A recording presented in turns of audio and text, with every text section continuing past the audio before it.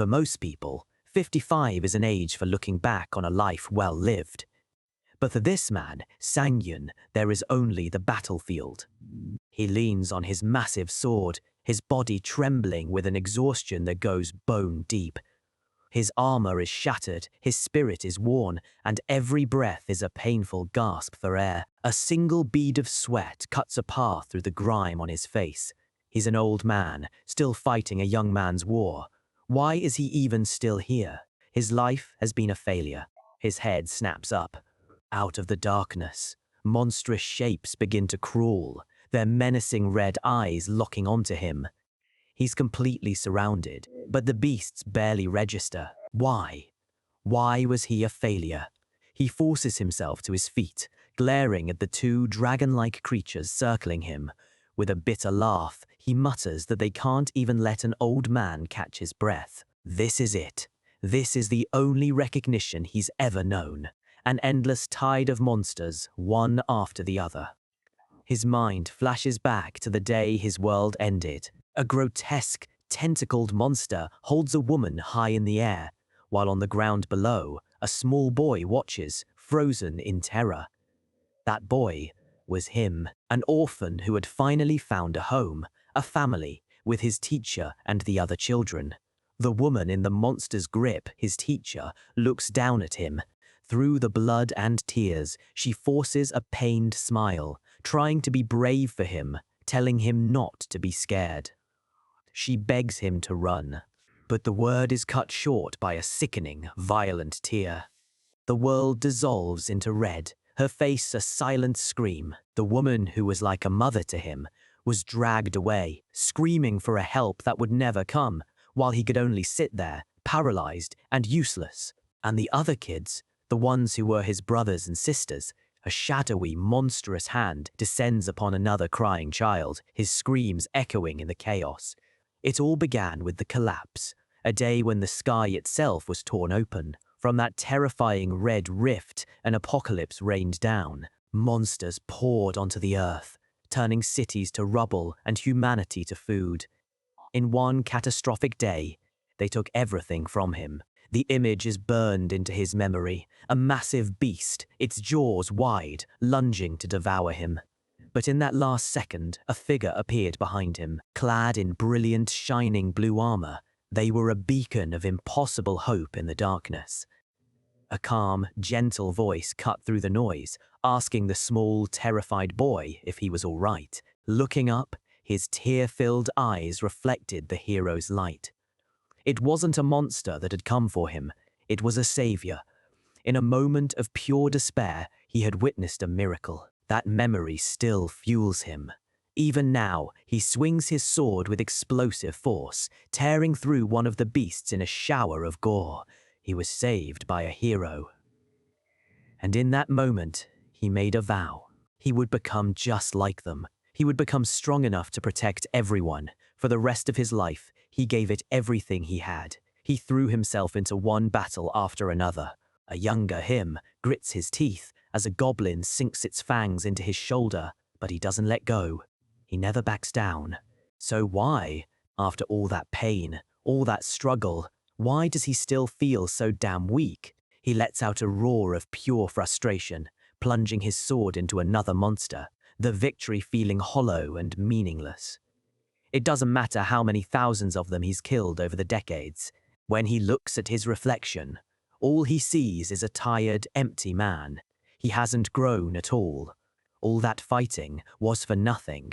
The memory of another battlefield floods his mind. He's kneeling on the ground, holding a fallen comrade, another person he couldn't save. In the end, he couldn't protect a single thing.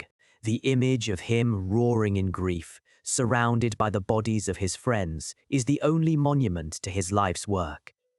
Back in the present, he doubles over, panting. The monsters are dead, but his body is screaming. This endless fight is finally killing him. He asks himself, almost pleadingly, "Do you understand now?" He clenches his fist, feeling his strength finally give out. He knows he's reached his limit. This is dangerous. Suddenly, the ground trembles. A colossal shadow falls over him, and he looks up, his exhaustion replaced by stunned disbelief. Looming above him is a massive dragon, its scales crackling with overwhelming power. This isn't just another monster. This is a true cataclysm. At this moment, he takes stock of his life. A home to return to, none. A family waiting for him, not a soul. The dragon lets out a deafening roar, unleashing a blinding beam of pure destruction straight for him. The thought returns, louder and clearer than ever. His life is a complete and utter failure. He falls to his knees, planting his sword in the ground one last time. A long, heavy sigh escapes his lips. The sound of a man who has finally given up. A failure so deep that the weight of his regrets is the only thing he has left. A twisted, broken smile forms on his lips as tears well in his eyes. He's cornered, exhausted, and about to be erased from existence. In his final moment, with all hope gone, only one desperate wish remains. A chance to turn back time. A chance to do it all over again. Just then, a calm, almost bored voice cuts through the air. From out of nowhere, a strange man with an indifferent expression looks down at Sang-yun and asks, "Are you in heat?" The battle is over. Atop the colossal corpse of a dragon he just defeated, Shin Sang-yun sits alone. A system window glows before him, declaring his victory. Ancient dragon's nest, cleared. He's hunched over his sword, his body screaming in protest. His armor is in ruins, and every breath is a ragged sigh of pure, unfiltered exhaustion. Suddenly, he snaps. He roars into the empty cavern, demanding to know why he, a man nearly 60, is still breaking his body in a place like this. For 30 years, he's been a player, a swordsman, but his greatest achievement was barely cracking the top 100 in his own country. In a world filled with countless, godlike players, he was nothing. Just another face in the crowd. But then, his eyes catch a faint glow in the distance. It's his reward. A skill book, radiating a brilliant blue light. His mind immediately jumps to his unique ability. He wonders, can he eat this one too? Without warning, an intense light floods the cavern, and he looks up, startled by its sheer presence. A message announces the arrival of a powerful being, the constellation, late bloomer model student. This is Sang-yun's patron. The constellation speaks, its voice like a divine announcement, praising Sang-yun for his hard work and complimenting the final blow that won the fight. Sang-yun sighs. Yep, that's his contracted constellation, all right. Always so dramatic. Still, he offers a tired but genuine thank you. He's always been grateful that this powerful being chose him, a self-proclaimed third-rate swordsman. This is the source of its power, a massive stat boost, but only after hitting ridiculously high levels. Levels he's nowhere near. He's only at 650. The gap feels like an impossible dream. Because of those insane conditions, he's never once benefited from the contract. The thought just leaves a bitter taste in his mouth. His constellation, now a tiny floating chibi, cheerfully tells him to hurry up and eat the skill book. Sang-yun forces a smile, saying that was the plan. He reaches for the glowing book, his face set with determination. It's time. His one and only skill is called Devour Artifacts. It was the only power he received when he first awakened all those years ago. He remembers his first, pathetic attempts to figure it out. He actually tried boiling artifacts in a pot, the smell making him gag. He even tried frying them, desperate for any kind of result. Nothing happened. By the time he finally gave up on those useless experiments, he figured out how it really worked. But by then, 30 long years had already slipped through his fingers. He learned that he had to use a technique called mana synchronization, and it only worked with artifacts of a high enough rank. Only then could he finally activate his skill. But it was too late. While everyone else was getting stronger, he was stuck at the starting line. Back in the present, he glares at the skill book, his old frustrations bubbling up. He snaps, complaining that something this important should have come with a manual. His tiny constellation just zips around his head, not helping at all. The constellation apologizes, explaining that Sang-yoon's skill is so unique that there's almost no information on it. It then cheerfully suggests that since he has plenty of time, he should just try again. Sang-yoon freezes. Time? His composure shatters. He grabs the tiny being, his voice raw with fury.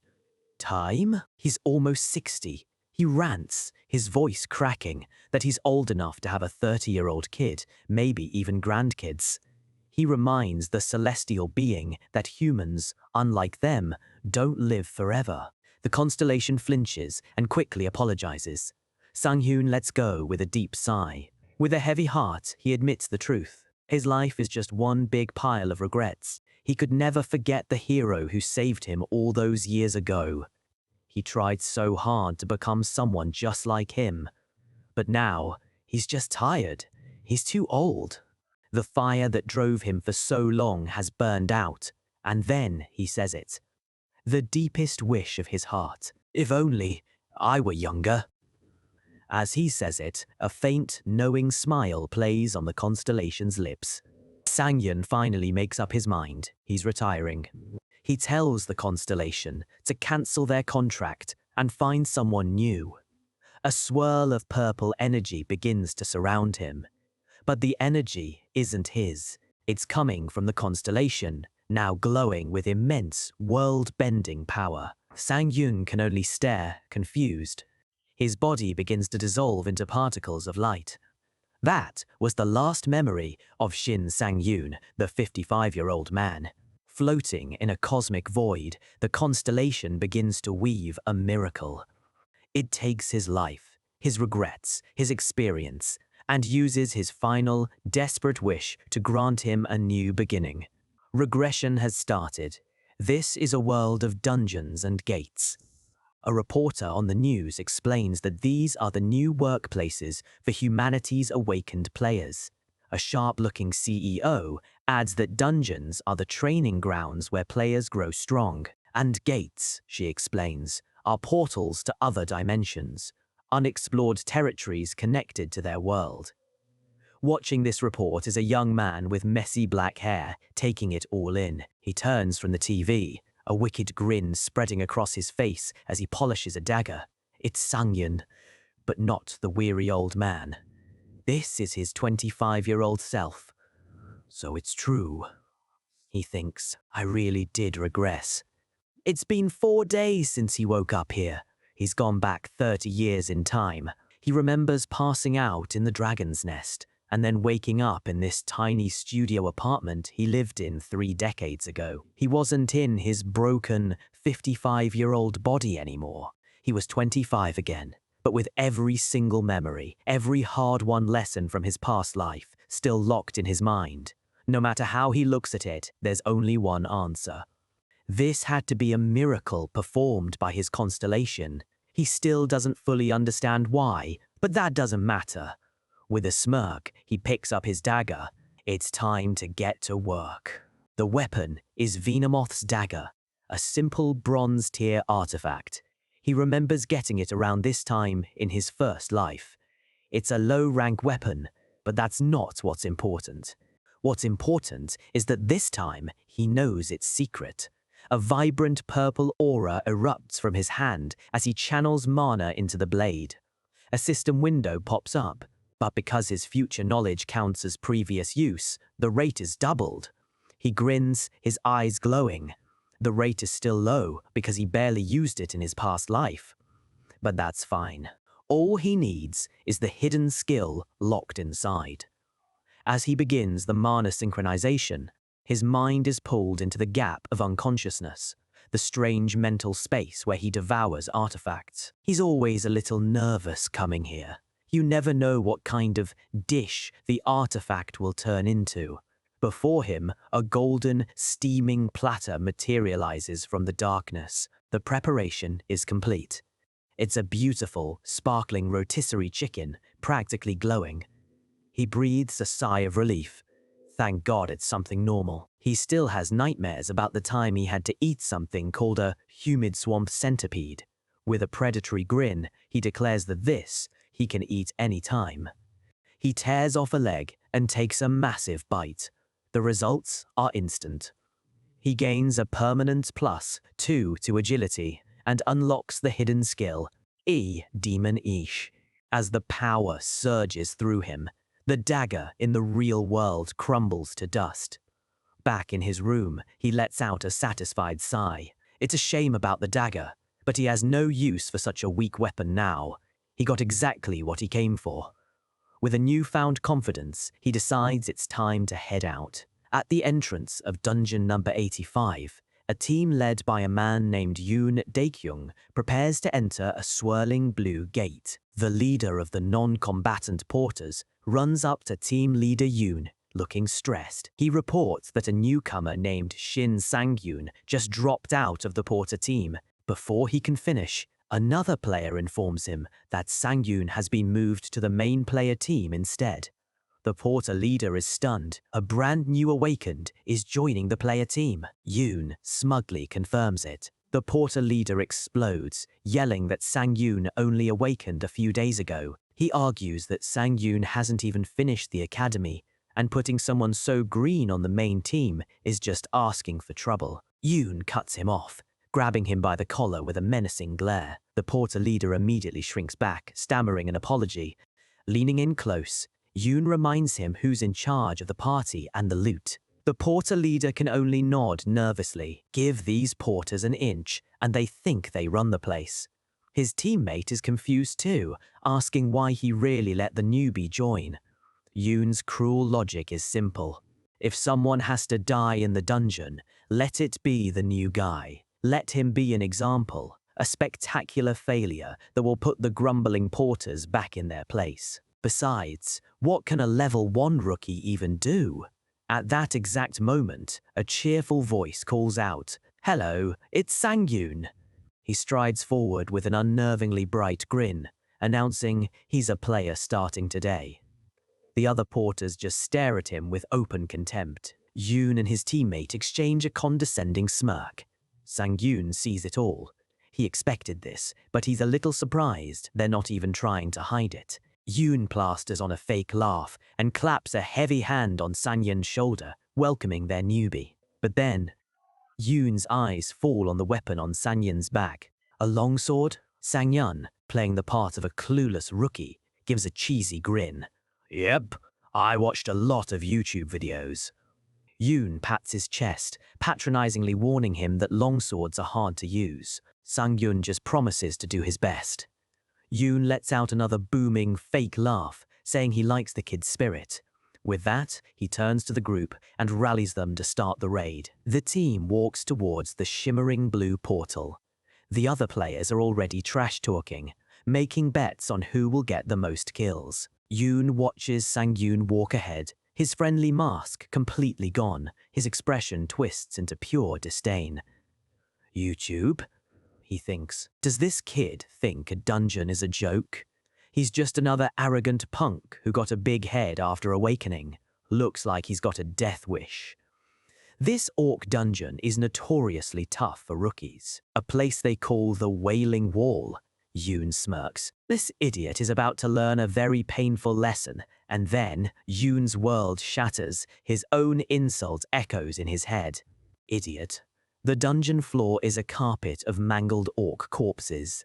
The rest of the team is frozen in absolute disbelief. This is impossible.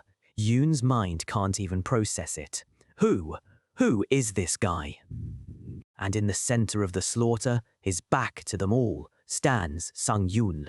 An aura of raw power crackles around him as he calmly faces the final boss. What did I just see? Yoon thinks, his reality crumbling around him. From behind, Sang-yoon doesn't look like a rookie, he looks like a king. Orcs. In our world, they're just fantasy, common enemies we see in games and movies. Because of that, we have a built-in prejudice against them. We think they're weak. But in this reality, that assumption gets you killed. The ground is littered with the bodies of those who learned that lesson the hard way. Sure, compared to a dragon, they're weaker. They're often dismissed as mindless brutes. And because of that reputation, Arrogant new players often charge into a fight with orcs without a second thought. They think they know what they're up against. But that confidence shatters the second. An orc's fist connects, the raw power taking them completely by surprise. An average orc is a mountain of muscle. A player finds himself completely overpowered, lifted off the ground by his throat like a child. Their sheer physicality creates an overwhelming power gap against most humans. And for those who underestimate them, the end is almost always brutal and bloody. It's why orc dungeons have earned a grim nickname among players, the Wall of Lament. Back with the team, they move deeper into the dungeon's stone corridors. The air is thick with tension. One of the players gets right in Sang-Yun's face, warning him not to expect any help. He's on his own. Another porter scoffs as he passes, muttering about the arrogant bastard who thinks he's a big shot just because he awakened. I'll do my best. But inside, he thinks to himself that no one is ever nice to the new guy. The player barks back, annoyed by his casual attitude, telling him not just to try, but to actually do his job. Sang-Yun just watches them, his expression calm and unreadable, letting their insults roll right off him. He then turns to the player. In that case, he asks, can I take the front line if a monster shows up? The player is stunned into silence. He just stammers, completely at a loss for words. Just then, a massive, green-skinned orc smashes through the wall with a ferocious roar. The nearby porter screams in pure terror. Sang-Yun's eyes narrow. This is it. His first fight since coming back. Before anyone can even move, Sang-Yun is already there. I'll handle this, he says calmly, his greatsword already blocking the orc's attack. The player he just saved explodes in anger, yelling at him for being reckless with such a heavy weapon. Sang-Yun calmly tells him to stop talking and start fighting. The player is about to shout back when the orc's axe comes swinging down again. He gasps, his eyes wide with fear. This time, another player dives in, barely saving him with a shield bash. The force of the blow sends the second player stumbling back, the ground cracking beneath his feet. Team leader Yoon roars at them, asking if they're on a picnic and telling them to get their act together. Yoon steps forward, telling the others to stay back. The orc lets out another battle cry, ready for him. Yoon meets its charge, head on, their weapons clashing in a shower of sparks. He grits his teeth, pushing with all his might, declaring that this is nothing. With a powerful thrust, he drives his sword deep into the orc's chest. The team erupts in cheers, praising the team leader for hitting its heart. But the orc isn't dead. Its eyes flare with a malevolent red light. With a furious roar, it ignores the sword in its chest and brings its massive axe down on the stunned team leader. Yoon barely blocks the blow, the impact shattering the ground. He curses, realizing his attack wasn't enough. From the sidelines, Sang-Yun watches, completely unfazed. Yoon is supposed to be the strongest one here, he thinks. But at only level 50, he can't even land a critical hit. With his pride on the line, Yoon roars and musters all his strength for one more attack. He drives his sword forward again, screaming for the orc to just die. With a final, desperate push, he finally brings the monster down. The team stares in awe, amazed he did it alone. Yoon plays it cool, laughing nervously and asking if everyone is okay. The team showers him with praise, calling him dependable. Yoon is about to rally them forward when a new sound echoes down the hall. His face freezes.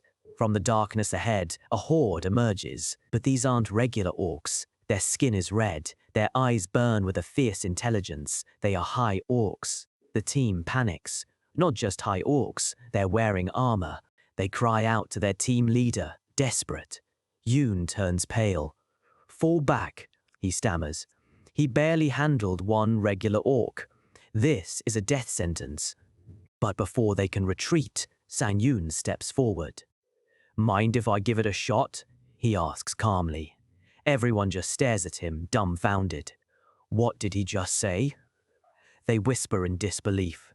Yoon tries to talk him down, telling him not to be reckless. But as Yoon speaks, Sang-yoon draws his greatsword.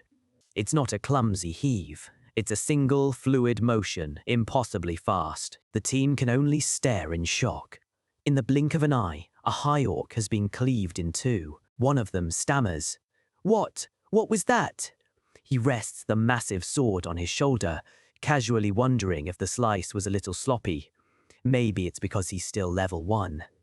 A quick check of his status confirms it. Shin Sang-yun, level 1.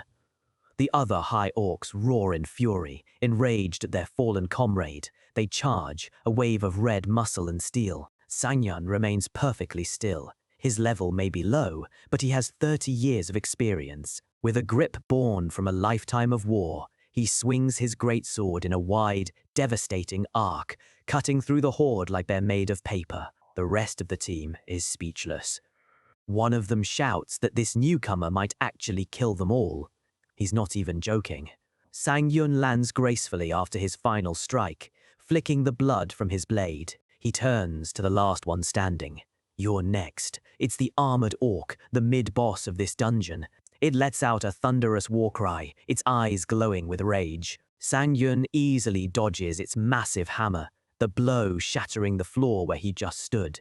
He follows up with a clean, powerful slash of his own, a blur of steel. But the blade only scrapes against the orc's thick armor, sending sparks flying. Yoon shouts in alarm. It didn't work. Its armor is too thick. The armored orc winds up for another swing. Things are looking bad. But Sang-yun just smirks. Don't be so dramatic. The orc freezes mid-swing, confused. Suddenly, purple lightning erupts around its body, locking it in place. The skill, Demon Bash, is active. Sang-yoon smiles. That's right, just stay still. The orc can only roar in helpless fury, unable to move a muscle. Its jaw hangs open in a silent, impotent scream. Sang-yun strolls past the paralyzed monster, then ends it with a single, brutal slash. Yoon Dae-kyung stares at the carnage, his mind completely blank. What? What did I just witness? He looks from the mountain of corpses to Sang-yun. This kid awakened 3 days ago. And that hindrance skill he just used, that wasn't some basic split-second stun. The best players in the world could only hold a monster for 1.5 seconds. What Sang-yun just did was on a completely different level. And then he remembers the greatsword. He mutters to his teammate, "He's way too good with that thing. Maybe we should ask him what YouTube videos he watched."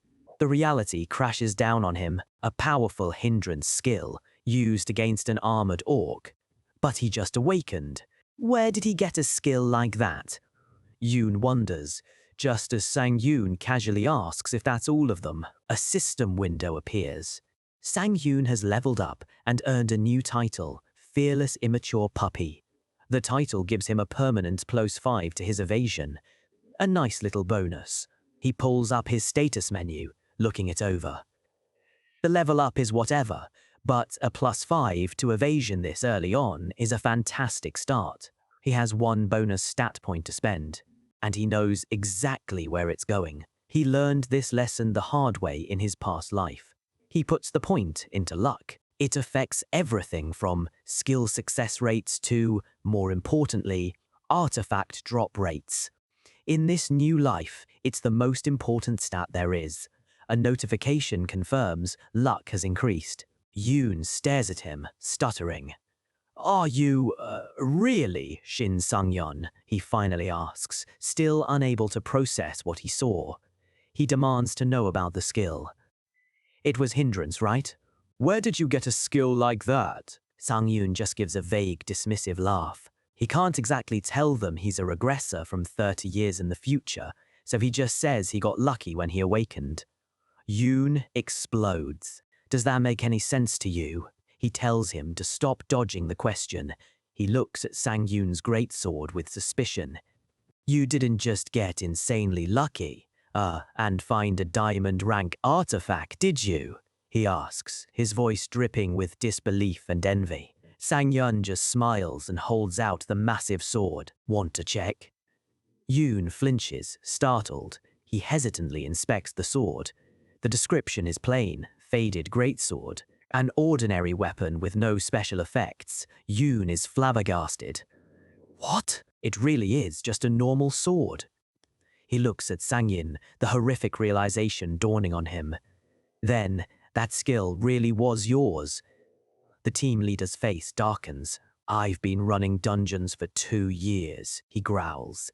Even at level 50, he doesn't have a skill half as good. At this rate, with Sangyin doing all the work, his share of the loot is going to be pitiful. One of his teammates shouts, breaking his train of thought. Team leader. The final boss is up ahead. Yoon takes a deep breath, trying to get a grip. Yeah, he says, his voice tight. Let's go. As they walk, he turns to Sangyin. He acknowledges his help, but warns him not to get a big head. He tells him that his nice little skill won't work on the final boss, the demon orc. A small, sly smile creeps onto Sangyin's face. He'd almost forgotten. This was the real reason he chose this specific party. Team leader? He asks. Yoon scoffs. What? You scared now? In that case. But Sangyin cuts him off, his voice dropping to a low, serious challenge. If I kill that demon orc by myself, Yoon freezes, his eyes wide. Can I have its reward? Sangyin beams, his smile bright and full of absolute confidence. He already knows the answer. This party pays based on performance. At the heart of this dungeon lies a prize, the Crimson Stone. It's a blood-red orb that can only be found after defeating the dungeon's final boss, the demon orc. But even after killing hundreds of them, the chances of this stone actually dropping are incredibly low, making it one of the rarest artifacts of this era. Sang-yoon remembers this from his past life. His old team failed to defeat the demon orc, and they only ever saw the Crimson Stone because another, luckier team got their hands on it. He remembers the whispers of awe and envy that filled the air. Captain, how did you manage to get that? They'd asked, their eyes wide as the rival leader held the glowing prize. This thing will sell for a fortune, another had added. But the most important thing he overheard was about its power. The stone held the incredibly rare skill, delay. That's the skill he's been after. It's the one piece of the puzzle he needs for the future he's planning to build. Back in the present, he stands over the fallen armored orc. The rest of the team stares from a safe distance, still reeling. He knows this party pays based on contribution. A sly smile plays on his lips. If he defeats the boss by himself, then there shouldn't be any issues, right? Team leader Yoon is silent, his back turned, stewing in his own humiliation. Sang-yoon's eyes narrow. He has to get that delay skill now, to prepare for what's coming. He knows how this looks. A cocky newbie, talking big. No one would take him seriously. And right on cue, one of the players gets in his face. Hey, are you crazy? Another shouts. Who do you think you are? You kill a few orcs and suddenly you're a god. But Yoon cuts them off. His back still turned, he says in a low, hollow voice. Do as you please. His teammates are shocked. Leader? But Yoon adds a condition. Sang-yoon only gets the prize if the rest of them fail first. Only then can he go in alone. Yoon finally turns, pointing a trembling finger at him. Got it? He asks, his voice dripping with venom. Sang-yoon just smiles brightly. Easier than I thought, he says, feigning innocence. Guess I'll sit this one out then. Yeah, do whatever you want, Yoon growls, and storms off towards the boss room. He seethes as he walks. That cocky bastard thinks he's hot stuff because of one broken skill. He clenches his fist, determined. I'll clear this dungeon myself and shut him up for good. I'll show you that experience is what really matters. He and his team charge towards the massive doors of the boss room. He stops just before the entrance. A brief moment of hesitation. The doors swing open, revealing a throne room. Sitting on the throne is the silhouette of a massive, horned beast with glowing red eyes.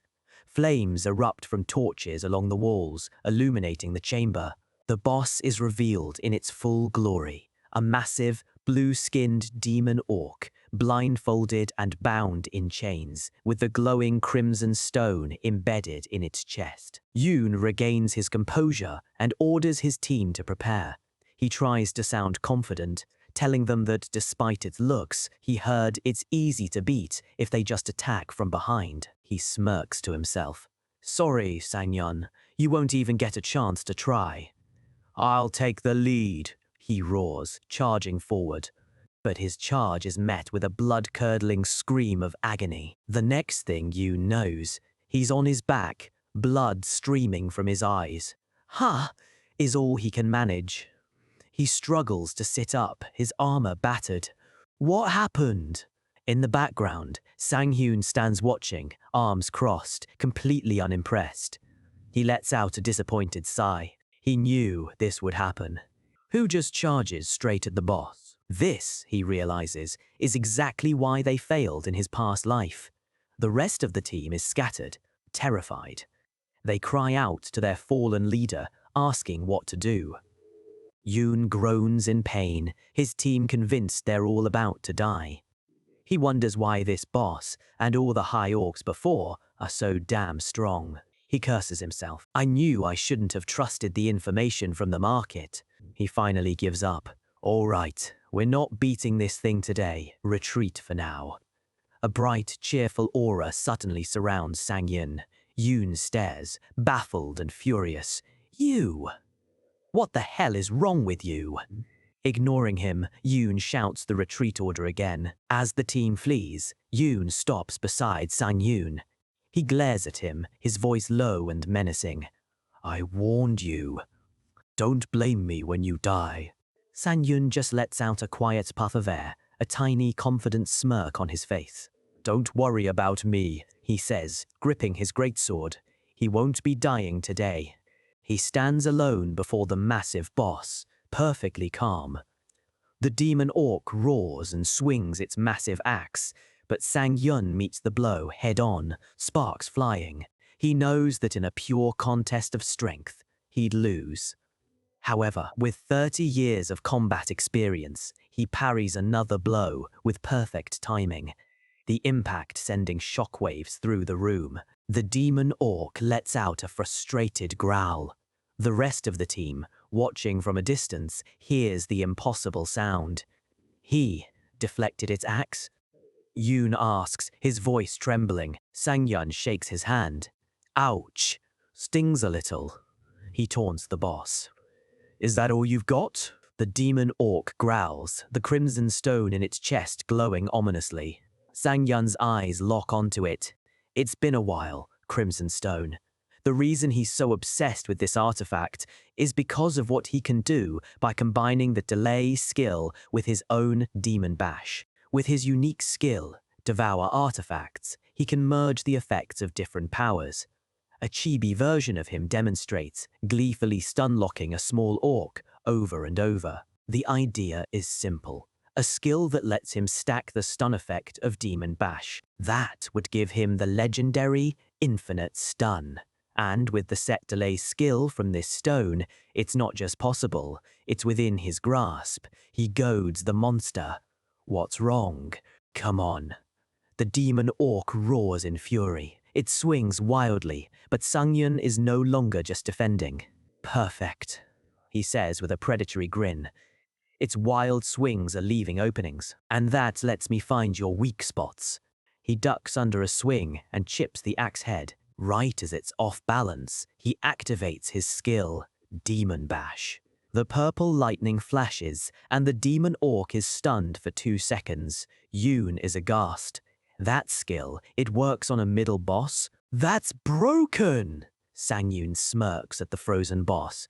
I knew orcs were simple, but you're supposed to be a demon orc. He sees his opening and lunges. He drives his greatsword forward with incredible force. The blade plunges deep into the demon orc's chest, right through the crimson stone. The floor shatters from the impact, but as he pulls his sword back, he grimaces. He forgot about that. The boss can regenerate. He needs to survive for 15 seconds. This is exactly why he needs the delay skill so badly. But for now, there's only one option, If he can't stun it, he'll just have to kill it. The enraged demon orc charges, roaring with pain. Sang-yun meets the charge head-on.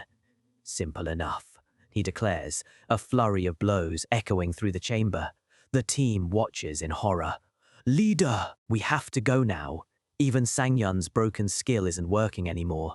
Yoon just stares, asking, why? The stun doesn't work. The power gap is huge. So how? How are you making that kind of face? Yoon wonders, seeing the confident, almost bored smile on Sang-yun's lips.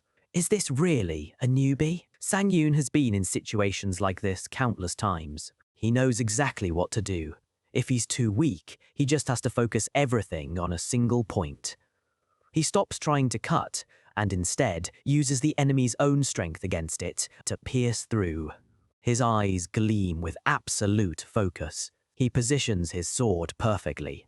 As the demon orc brings its axe down, Sang-yun uses the momentum to drive his blade straight through its skull. A storm of notifications announces his victory. And finally, a new title, Demon Hunter. He stands atop the fallen boss, breathing a small sigh of relief. The new title gives him a massive health regeneration boost against bosses. 2 titles already. One of the perks of soloing, he guesses. Then he notices something. Huh. He turns to see Yoon and the team still standing there, staring. Yoon's face is a mask of shock, blood, and sweat. He's utterly speechless. Sang-yun lets out an awkward laugh. There's only one way to handle this. He dramatically stumbles back, clutching his side. Ah, I almost died, he yells. What would I have done if our leader hadn't damaged it first?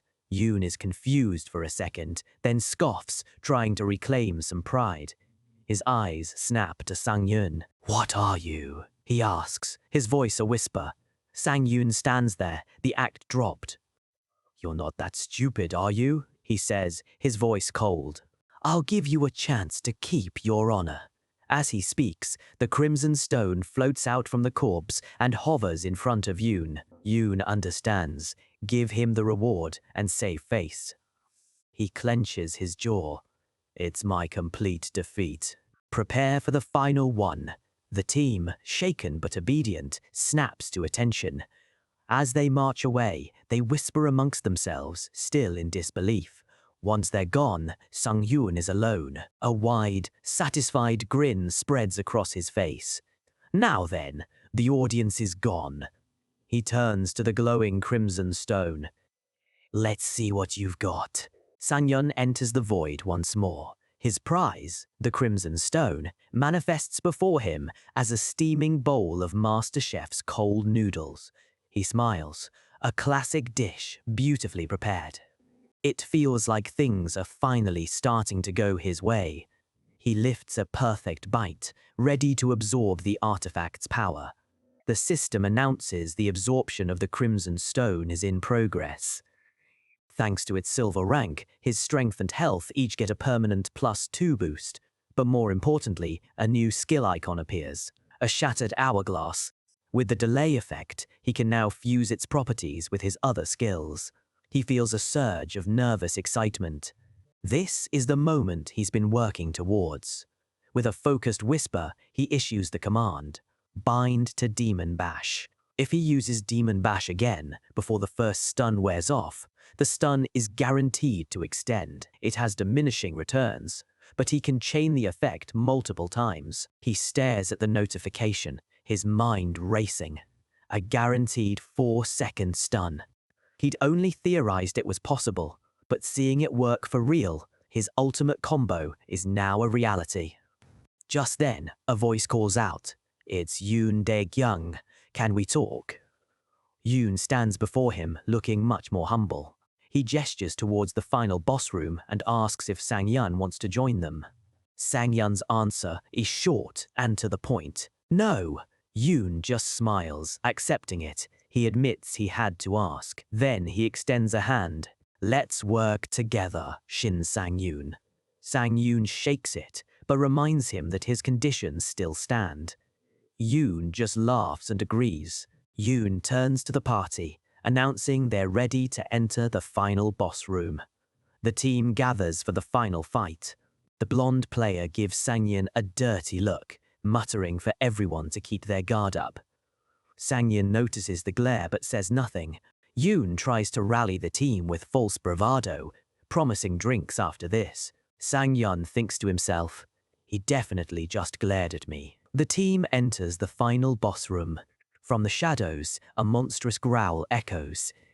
A hulking figure rises, its eyes glowing red in the dark. It's a massive orc with swirling tattoos, radiating pure rage.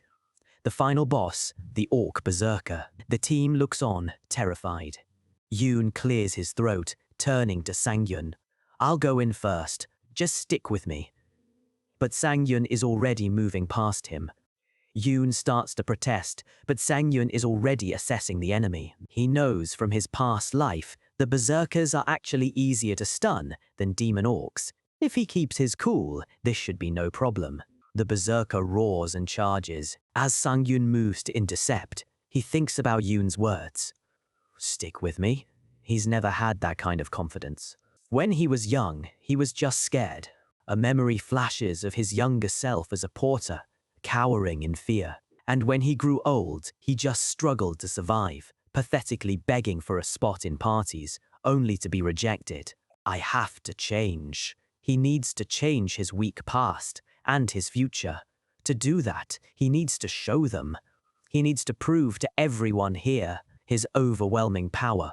Sangyun meets the berserker's attack, a whirlwind of motion.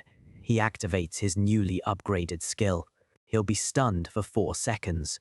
With the boss frozen, he yells at the team, "Go in and nuke him." The orc berserker can only let out a muffled groan, helpless. The team unleashes everything they have on the stunned boss. A moment later, a system window announces their victory. The team is ecstatic, marveling at how easy it was with his stun skill. The porters are already fawning over him, fighting over who gets to be his personal support. Sangyun just watches them with a cynical expression. They've changed their tune fast. He has no intention of helping them. He gets a notification, level up, and another. A new D-rank title, with overwhelming power. The new title extends the duration of all his status effects by 10%. He looks over his rewards. It's a real harvest. A 4-second stun, now extended even further. It's a broken ability. Still, this is nothing compared to him. A bead of sweat runs down his face as he thinks of his ultimate rival. Do Gyung-soo, the Ghost Blade, a legend known as the Title Collector, the strongest swordsman in Korea. Only 2 years into the game, he's a monster who's already surpassed level 500. Before, Do Gyung-soo was an untouchable god, but now he might just be able to catch up. A fire ignites in his eyes. If he pushes hard from now on, he might just have a chance. Yoon walks up, noticing his strange posture. "What are you doing?" Sangyun quickly replies, stretching. Yoon just sighs. "Anyway, great work. Take this." He holds out a gleaming gold coin. Sangyun is surprised. Yoon admits he really carried them this time. Sangyun jokes that it's easy to be generous with a low-rank reward. Yoon laughs, admitting he's a little too honest. His expression turns serious. He says he's giving it as a parting gift, since they won't be seeing each other again. The words sting, but Yoon has to say it. As Sangyun tosses the coin, Yoon finishes his thought. "You're already living in a different world from us." The blonde player watches from a distance, his face filled with resentment. He can't believe Yoon is fawning over this new guy. He's been a loyal dog for so long. Isn't this too unfair? He seethes. He pulls out his phone, his face twisted in a hateful sneer. "Go die together." He makes a call. "Hello, sir. It's me." The scene shifts to a small apartment in Jamsil Sangyun's place. He's celebrating, giddy with his success. This is why you become a player. He checks his bank account. 6 million won. More than double what the others got. And on top of the cash, he got the bonus artifact. It adds +10 to strength and has the special effect, lighten. Even if it's just bronze rank, getting an artifact with a skill like this for free is incredible luck. The lighten skill reduces the weight of all his gear to almost nothing, but it costs mana, and most players would run out before they could even swing their sword. A sly grin spreads across his face. Most players, that is. He only discovered his true power after 50 years in his past life, but that's exactly why he studied it so hard. He remembers devouring a mana-costing artifact before. The results were shocking. When he devours artifacts that require mana, they lose their mana cost entirely. He channels his power into the ring. He begins the synchronization. Who cares about a penalty? He thinks with a greedy smile. The more skills, the better. Meanwhile, at a private club in Gangnam, the jealous teammate is trying to convince a thuggish-looking man. "I'm not lying. That guy really has a 4-second stun." A cold voice cuts him off. "So what? You want me to get revenge?" The teammate quickly backpedals, saying Sang-yun must have some rare stun artifact and is probably loaded. The thug and his crew listen, unimpressed. Another man in the crew insults him, asking what he wants them to do. The teammate insists he's talking business, mentioning even Yoon favors Sang-yun now. The scar-faced thug's interest is finally piqued. "So you do want revenge?" A woman next to the thug whispers that the blonde player seems like a loser. The scar-faced thug calls out, "Hey!" The blonde player turns, and in a flash of red, he's struck down. The thug stands over his bleeding body, a cruel grin on his face. "Do you think we're your servants?" He pours his drink over the player's head. "Then you'd better pay the price." "I'll listen as much as your ear is worth." He holds up his glass, his face twisted into a sadistic smile. "Where the hell is that guy?" In a world of dungeons and monsters, sometimes the deadliest creatures are the ones who look just like you. We find Shin Sang-yun at the Jamsil 4-3 training grounds. He walks across the quiet courtyard, a greatsword on his back, ready to get to work. He sits down on the steps with a groan, his focus not on the massive sword in his hands, but on the churning in his stomach. Turns out, devouring that berserker ring had a nasty side effect. The memory of the vile, cold cucumber soup it produced is enough to make him gag. He can't believe something so powerful tasted so disgusting. But as he gets to his feet, a confident smirk appears. He knows every struggle has its reward, and he grips the hilt of his greatsword, ready to see his. He gives the huge weapon a powerful spin, and it whirls through the air with impossible speed, a blur of black and silver. The handle spins so fast it disappears, but his hand moves perfectly to catch it. He brings the greatsword to a sharp stop, his hair flying back from the force. A look of genuine surprise crosses his face. The sword feels so much lighter. A system window explains the new skill he's gained, lightweight. Because he devoured the artifact, the mana cost is gone, but the effect is halved. Still, it's a huge bonus. Every artifact he holds now weighs a mere 100 grams. He decides to stick with just the greatsword for now, a little worried he might accidentally let go of something so light. Feeling good about his new power, he pulls up his player info to check his progress. His stats glow before him. He's Shin Sang-yun, level 7, with 3 titles now. His exclusive skill is Devour Artifacts, and his luck stat is already a standout. His next goal is clear. He needs to start getting the attention of the constellations, but he has to choose his sponsor very carefully. Ideally, he wants a patron who complements his best stat, luck. A powerful, radiant being appears in his mind, the kind of divine sponsor he's aiming for. He sighs, coming back to reality. He knows his stats are still too low to get any real notice from the beings in the sky. For now, there's only one thing to do. He looks out at the training dummies and resolves to just keep training. A white car speeds down a dusty road. It screeches to a sharp halt, tires skidding on the dirt path.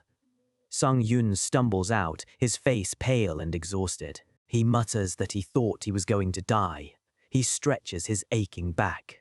3 straight days of intense training and driving was probably too much, but it wasn't for nothing. He managed to gain a new skill. A system window confirms it, ambidextrous sword training. a basic passive skill that will make him better with all swords. Another small but crucial step forward. And there it is, the reason he came all this way. A massive swirling blue portal crackling with energy. Dungeon number 101, a solo player, exclusive dungeon. A slight smile touches his lips. Normally, it would take months to get into a solo dungeon like this. He should be happy he could just drive right up to one. But his smile fades. His eyes narrow as he senses something is off. A dark car is parked just off the road, hidden among the trees. They followed him. Sang-yun gets out of his car, greatsword in hand, and waits with a calm expression. He can't believe they followed him this far. His expression turns cold. He doesn't know what they want, but he has a feeling he's about to find out. He murmurs to himself that whatever they want, they can settle it inside the dungeon. As he steps through the shimmering portal, he hears footsteps rushing in right behind him. He turns to see 4 men emerging from the portal, their figures crackling with energy. The leader, a man with purple hair and a nasty scar, smirks at him, mockingly asking if this dungeon isn't for solo players only. Sang-yun stands in the shadows of the cave, his face unreadable and his demeanor utterly calm. The purple-haired leader casually tosses a gold coin in his hand, a gesture of pure arrogance. But Sang-yun isn't intimidated. His eyes narrow, and a cold, dangerous edge enters his voice. "There's no way you came here by mistake. This is my spot." The leader scoffs, calling him an idiot, his crew standing behind him ready for a fight. Sang-yun smirks back, unfazed. He offers them a way out. "I won't report you, so just leave." But his mind is already working, analyzing their party. No healer, no mage. They've given up sustainability, which is essential for most dungeons. Instead, their party is made up of swordsmen and an archer, a pure damage-dealing setup. He knows exactly what that means. They're a party that specializes in hunting people. Their silhouettes loom in the dark. Their killing intent heavy in the air. The Hyena Pack, a notorious group of player killers. The hyenas laugh, thinking Sang-yun is just some arrogant rookie. One taunts him, saying no one will ever find his body. They were supposed to have been wiped out, but it seems they've just been lying low. His mind immediately identifies the biggest threat. With a party like this, the archer is always the hardest to deal with. The archer readies his bow. "All right," he says calmly. "Let's wrap this up quickly." But then Sang-yun says something that stops them cold. "This is why I waited for all of you," he continues, his voice dripping with menace. "If I needed to get rid of 4 bodies..." A dark, chilling smile spreads across his face. "What better place is there than here?" The big man's face twists with rage as he pulls out his weapon, shouting insults. The leader just sighs, annoyed. "Let's do this the easy way." The big man glares, muttering that he's going to rip Sang-yun's mouth off. Sang-yun goads them. "Good boy, listen to your boss. Don't waste my time, and come at me all at once." The big man's face contorts in a furious snarl. "Shut that mouth of yours," he roars, charging forward with all his might. Sang-yun just watches him come, his expression calm as a storm of energy radiates from him. A single phrase flashes through his mind. Survival of the fittest. What better saying could possibly suit a dungeon? A flashback hits him, a younger, bloodied version of himself. He knows that in a dungeon, monsters are always after your life. And within those same dungeons are the treasures that you and other people are fighting for.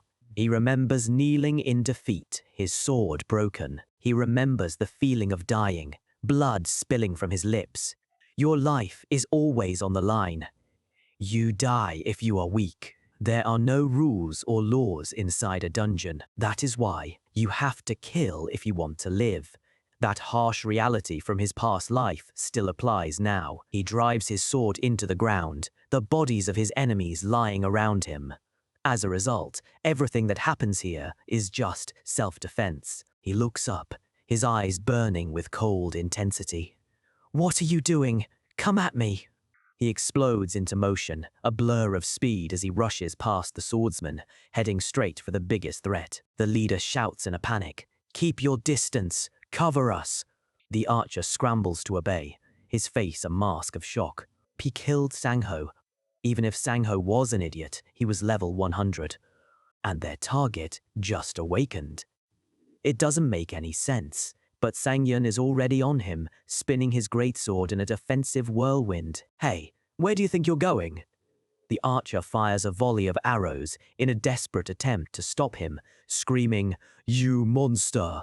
Sangyun's eyes are locked on his target, his expression pure focus. The arrows shatter against the spinning blade, just inches from the archer's face. He stares in disbelief. This is crazy. With a final, powerful movement, Sangyun hurls his entire greatsword through the air like a massive spear. The leader and the other swordsmen can only watch, stunned. The leader whispers, "He threw his greatsword. Who is this guy?" The leader's eyes widen as a realization dawns on him. Sangyun is unarmed. He smirks as if enjoying this. The leader sees his chance. This is the perfect time to attack. "Now!" he screams as he and his last partner charge forward, blades ready. But their charge is cut short. The thrown greatsword has found its mark, impaling the archer. From above, we see the battlefield. The archer is down. The two swordsmen are closing in, but Sangyun is one step ahead. Just as their blades are about to connect, Sangyun slams his hand on the hilt of his sword, which is still embedded in the ground.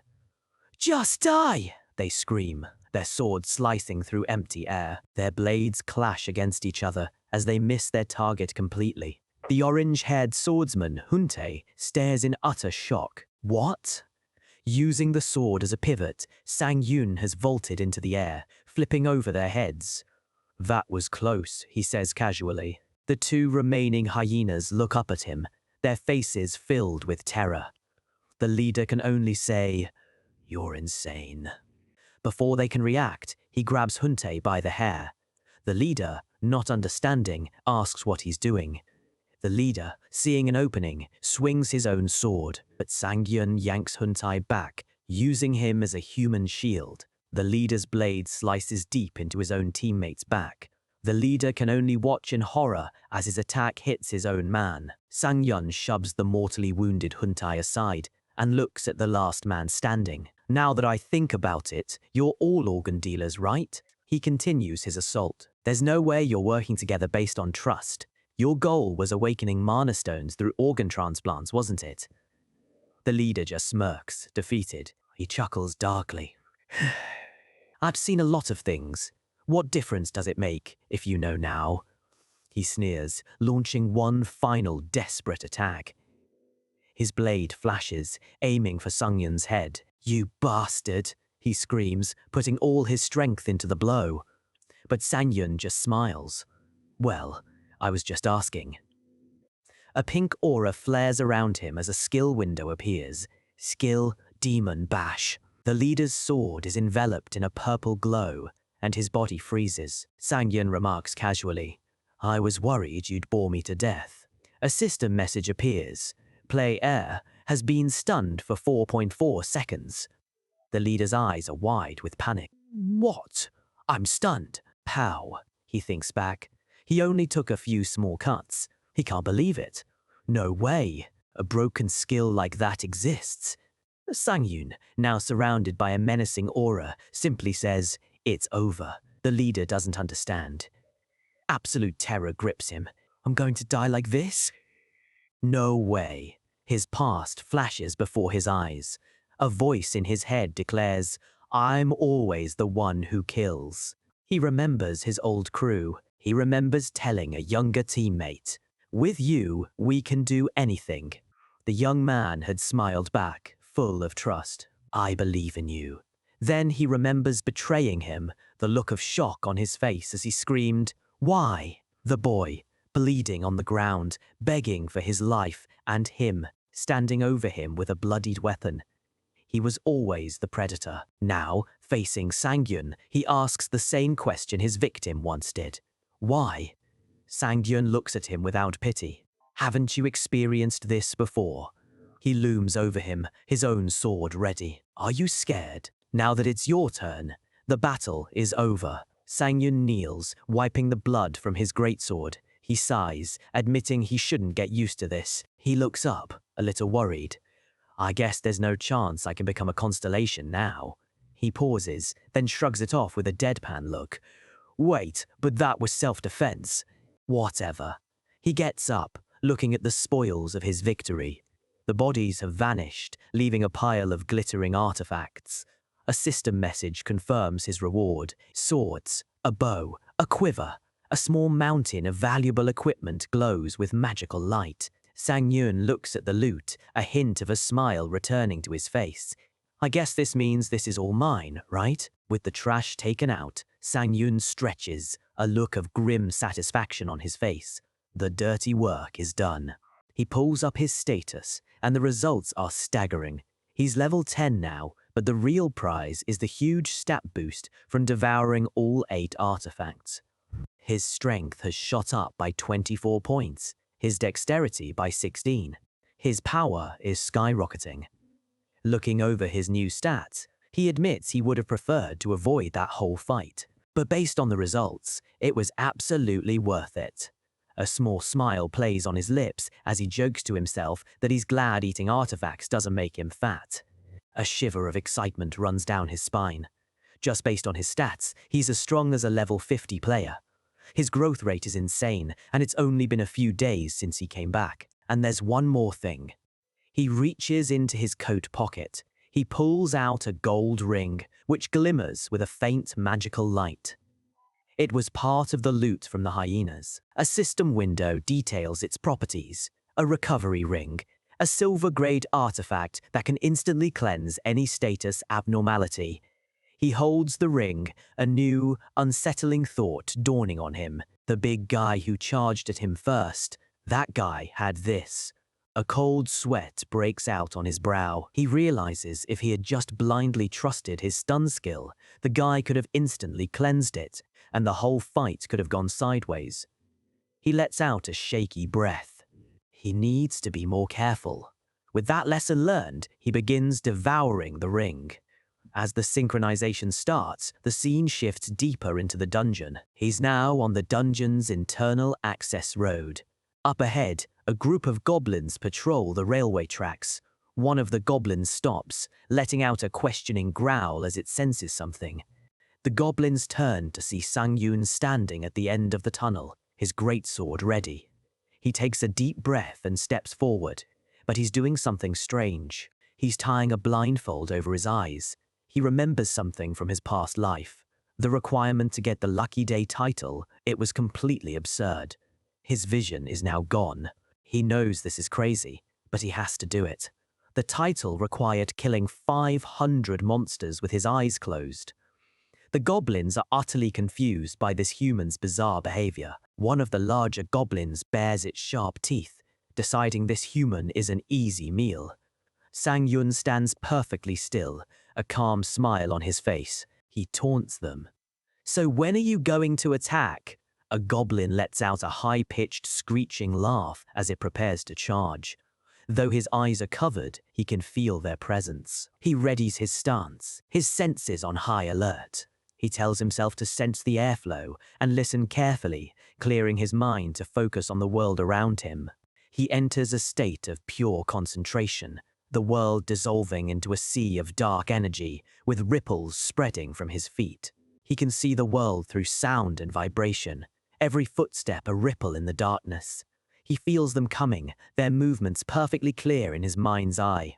He lets out a sharp breath, his confidence unwavering.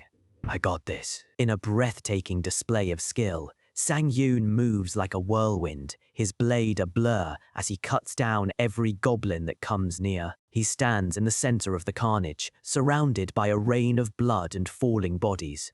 A wide, almost manic grin spreads across his face. The veteran warrior in him is actually enjoying this. Suddenly, An arrow flies through the air, aimed right at him. Even blindfolded, he senses it coming and reacts in an instant. With a sharp flick of his wrist, he deflects the arrow with the flat of his blade. He thinks to himself, "I think I've gotten the hang of this." He reaches out and plucks the arrow right out of the air. A goblin archer in the distance stares in absolute shock. It can't comprehend what just happened. The human isn't even looking at it. As he stands over the carnage, Sang-yoon reflects on the earlier fight. It was a terrible situation, but it served a purpose. Thanks to that life-or-death battle, his senses have been honed to a razor's edge. His hair still white from focus, he rests his greatsword on his shoulder and gives the remaining monsters a chilling smile. "Come at me." The rest of the goblin horde lets out a furious roar and charges him all at once. But for Sang-yoon, it's just more practice. He moves with blinding speed, his blade flashing as he cuts a path through them. One by one, they fall, their dying shrieks filling the air. Soon, only a single goblin remains. It looks on in pure terror, letting out a whimpering growl as it realizes it's next. Blood drips from the tip of Sang-yoon's sword. The slaughter is complete. 2 system notifications flash in his vision. He's leveled up, twice. He finally removes the blindfold, stained with blood. He's done it. A notification confirms his success. He lets out a dark chuckle. He's slowly getting all the titles he needs. As if on cue, more goblins appear in the distance. The goblins snarl, ready to attack, but they have no idea they're just walking into the grinder. For Sang-yoon, this is no longer a challenge. It's a farm. He sees the goblins not as threats, but as walking stat points to max out his new title. He thinks, "Why don't I take this chance to gain some extra stats?" With a terrifyingly wide grin, he grabs a goblin that's still alive, its legs kicking as it screams. After a bit more grinding, his player info pops up again. His luck stat has now hit a massive 49. He now has 5 more stat points to distribute. He can't help but let out a small, satisfied laugh as a powerful aura envelops him. The laugh turns into a full-blown cackle of glee. A 30-point increase from a single D-rank title. That's better than most platinum-rank titles. His mind races with the possibilities. This title could be worth $1 billion. As he's lost in his daydream, a dangerous red energy begins to crackle around him. A system message flashes. Your surroundings have started to grow faint, but Sang-yoon is too busy thinking about buying a house. The red lightning intensifies, but he barely seems to notice. He finally snaps out of it, his eyes widening. Already?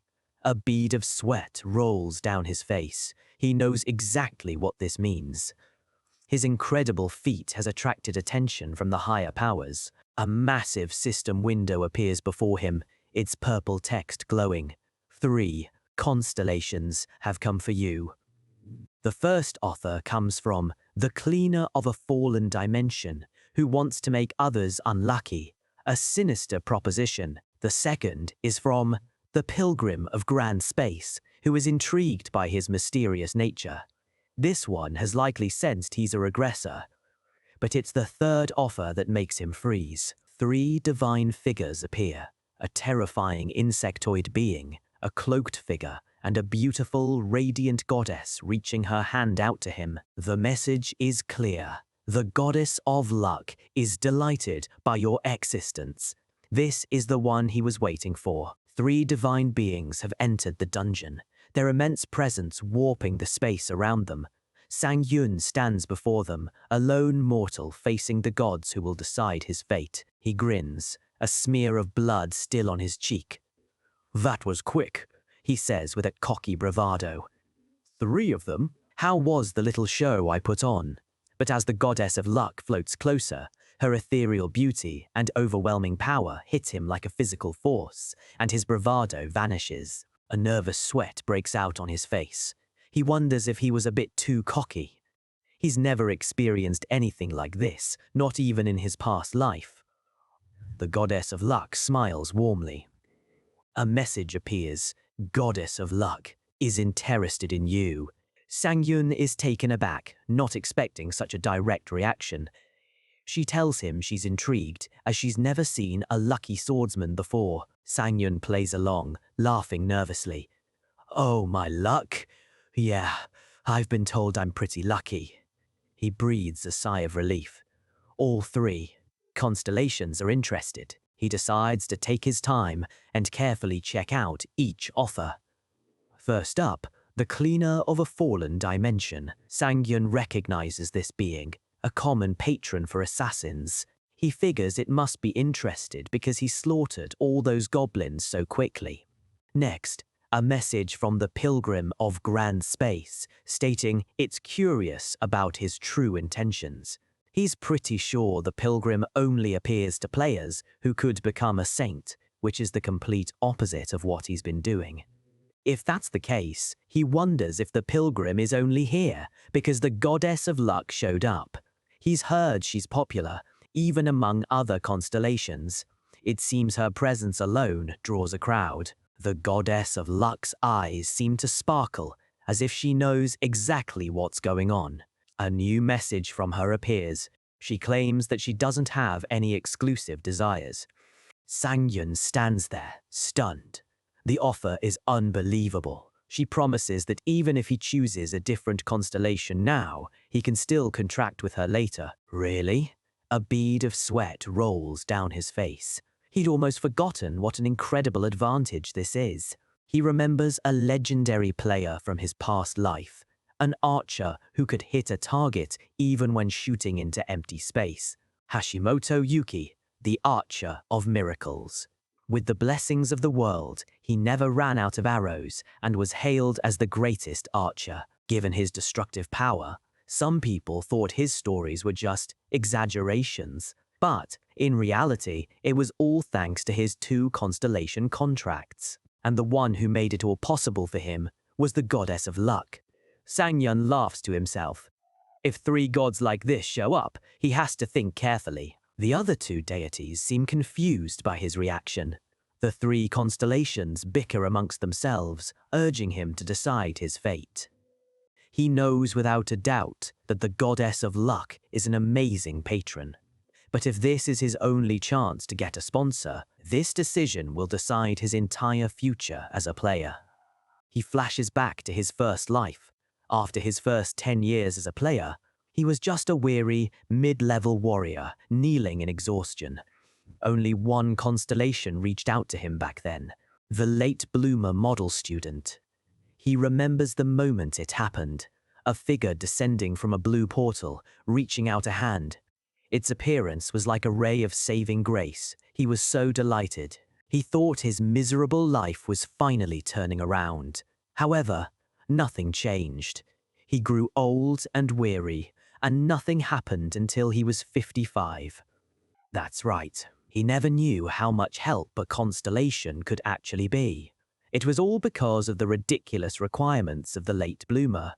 Its power only kicked in at impossibly high levels. He was never able to use it. No, he didn't even bother.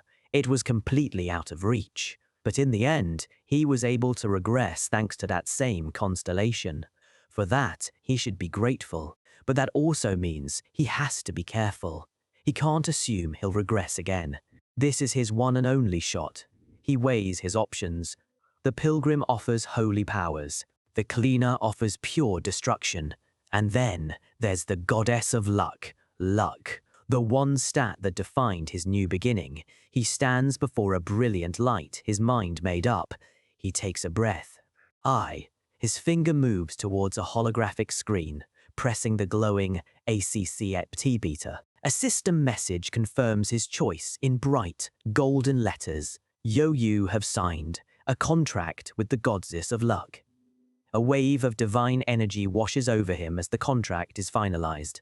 The contract will remain valid for 30 years, even if he dies. The goddess gives him a smug, satisfied smile as other messages pour in. 15 friendly constellations congratulate him, but not everyone is happy. A menacing red message declares that 3 hostile constellations will now do everything they can to stop him. Sang-yun looks bewildered. What? Why are so many of them interested? He shakes his head with a wry smile. Well, anyway. He reaches out his hand to his new patron. Good luck to both of us, goddess of luck. His gloved hand meets her delicate, ethereal one. The goddess beams, her approval radiating from her. Goddess of luck praises you for your wise decision.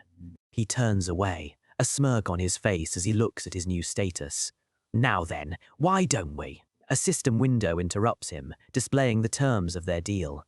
Contract effect. The first two effects are insane. 1.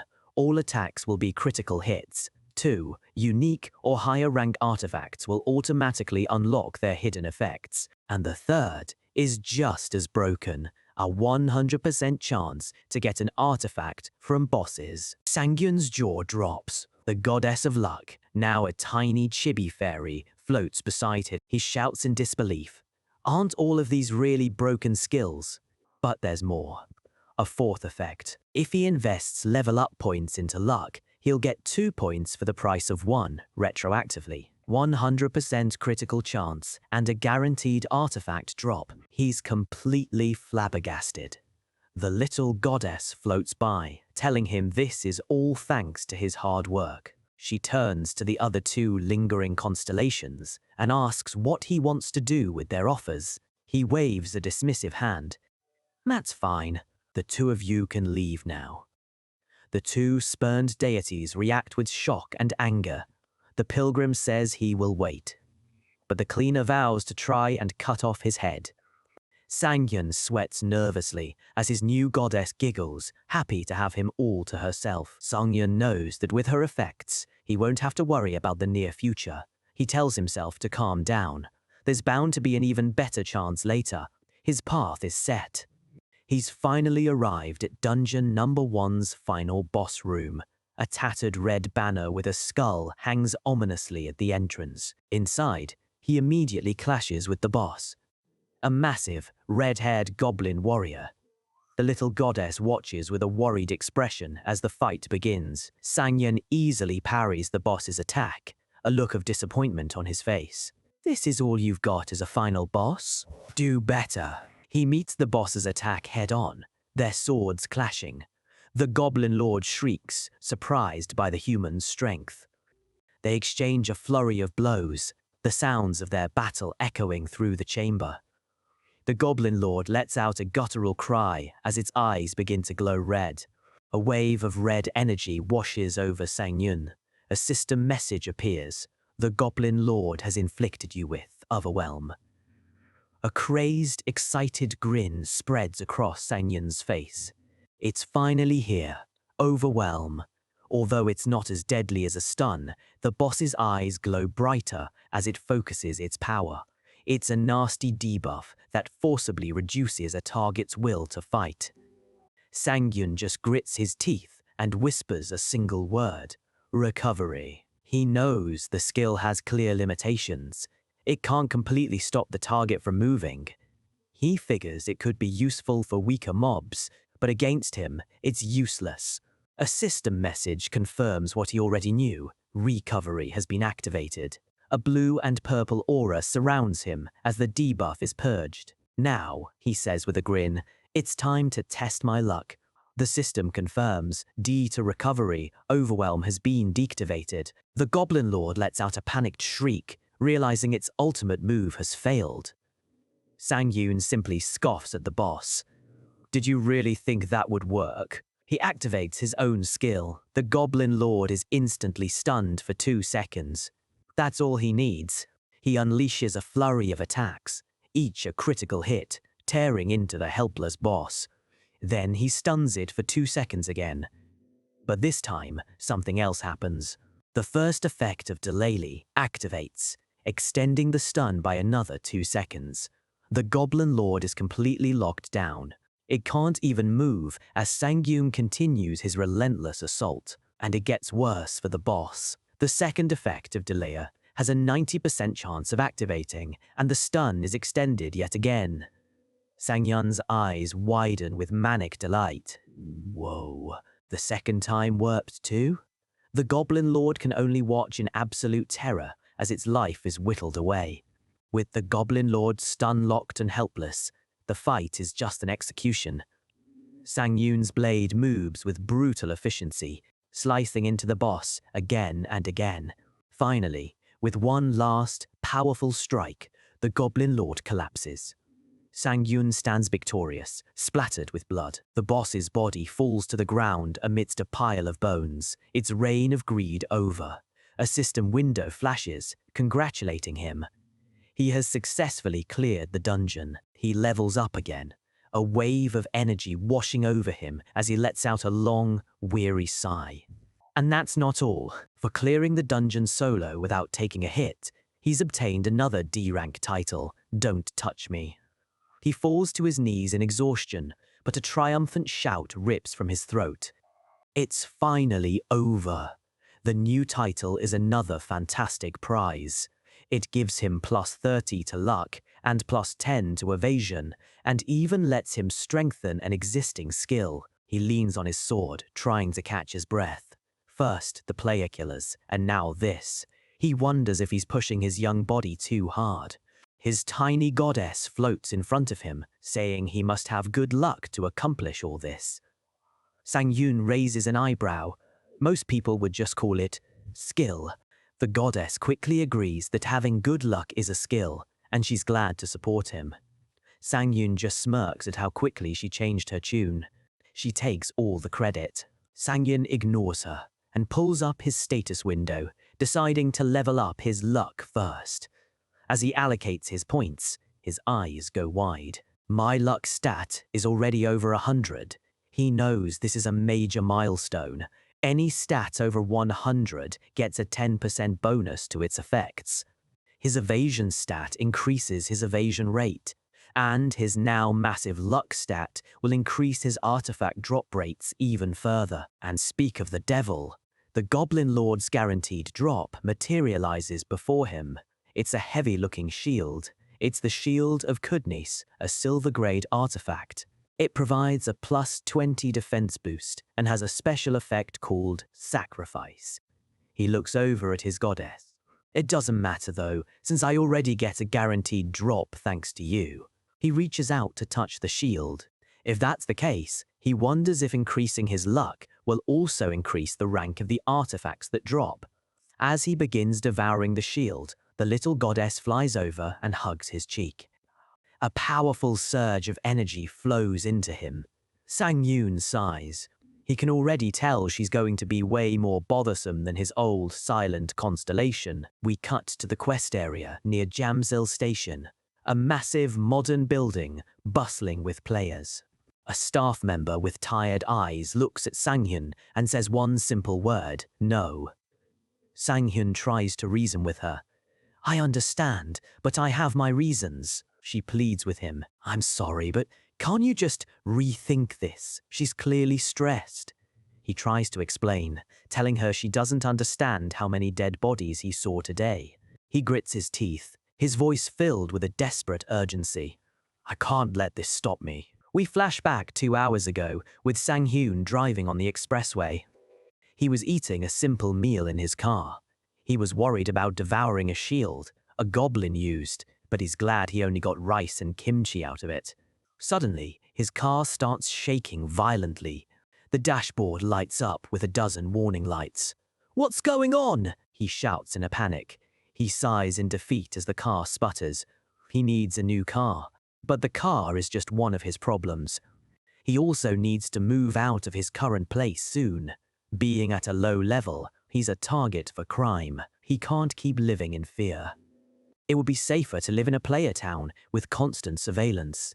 And, with all the artifacts he'll need, he needs proper equipment. His massive greatsword sitting in the passenger seat is proof of that. It all comes down to one thing: money. His hands grip the steering wheel, his face a mask of determination. I need money. The logo of the Players Association appears. It's the only place to reliably get the cash he needs. His eyes gleam with resolve. He knows he can do it. Wait for me, Quest Arena, he yells, his beat-up car speeding towards his destination. Back in the present, the staff member is still trying to stop him. She pleads with him to enter a dungeon suited for his level, asking why he's trying a level 100 dungeon when he's unranked. Sang-yoon insists he won't cause any issues and that she should trust him. Going to a low-level area now would be a complete waste of time. The staff member starts crying, begging him to go to a lower-level region. She's heard this same speech before, and it never ends well. However, he has to remain steadfast. He clenches his fist, his expression hardening. "No, I will." A new voice cuts in from behind him. What seems to be the issue? A young woman with purple hair and a bow has appeared. The staff member stammers, "Hello, it's nothing." The woman ignores her and addresses Sang-yoon directly. "Hey." A window identifies her, Kim Miso of the Eden Guild. Level 100, player rank A+. Sang-yoon recognizes the name instantly. Kim Miso, the marksman of devastation, the first player to reach level 100 and earn the title of marksman.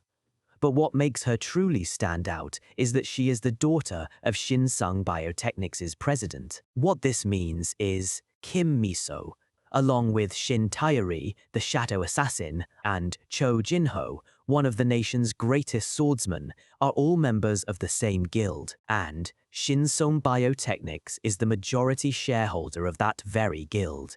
In other words, she was born with a diamond spoon in her mouth. She looks him over. "I've never seen you before." "I was watching," she continues.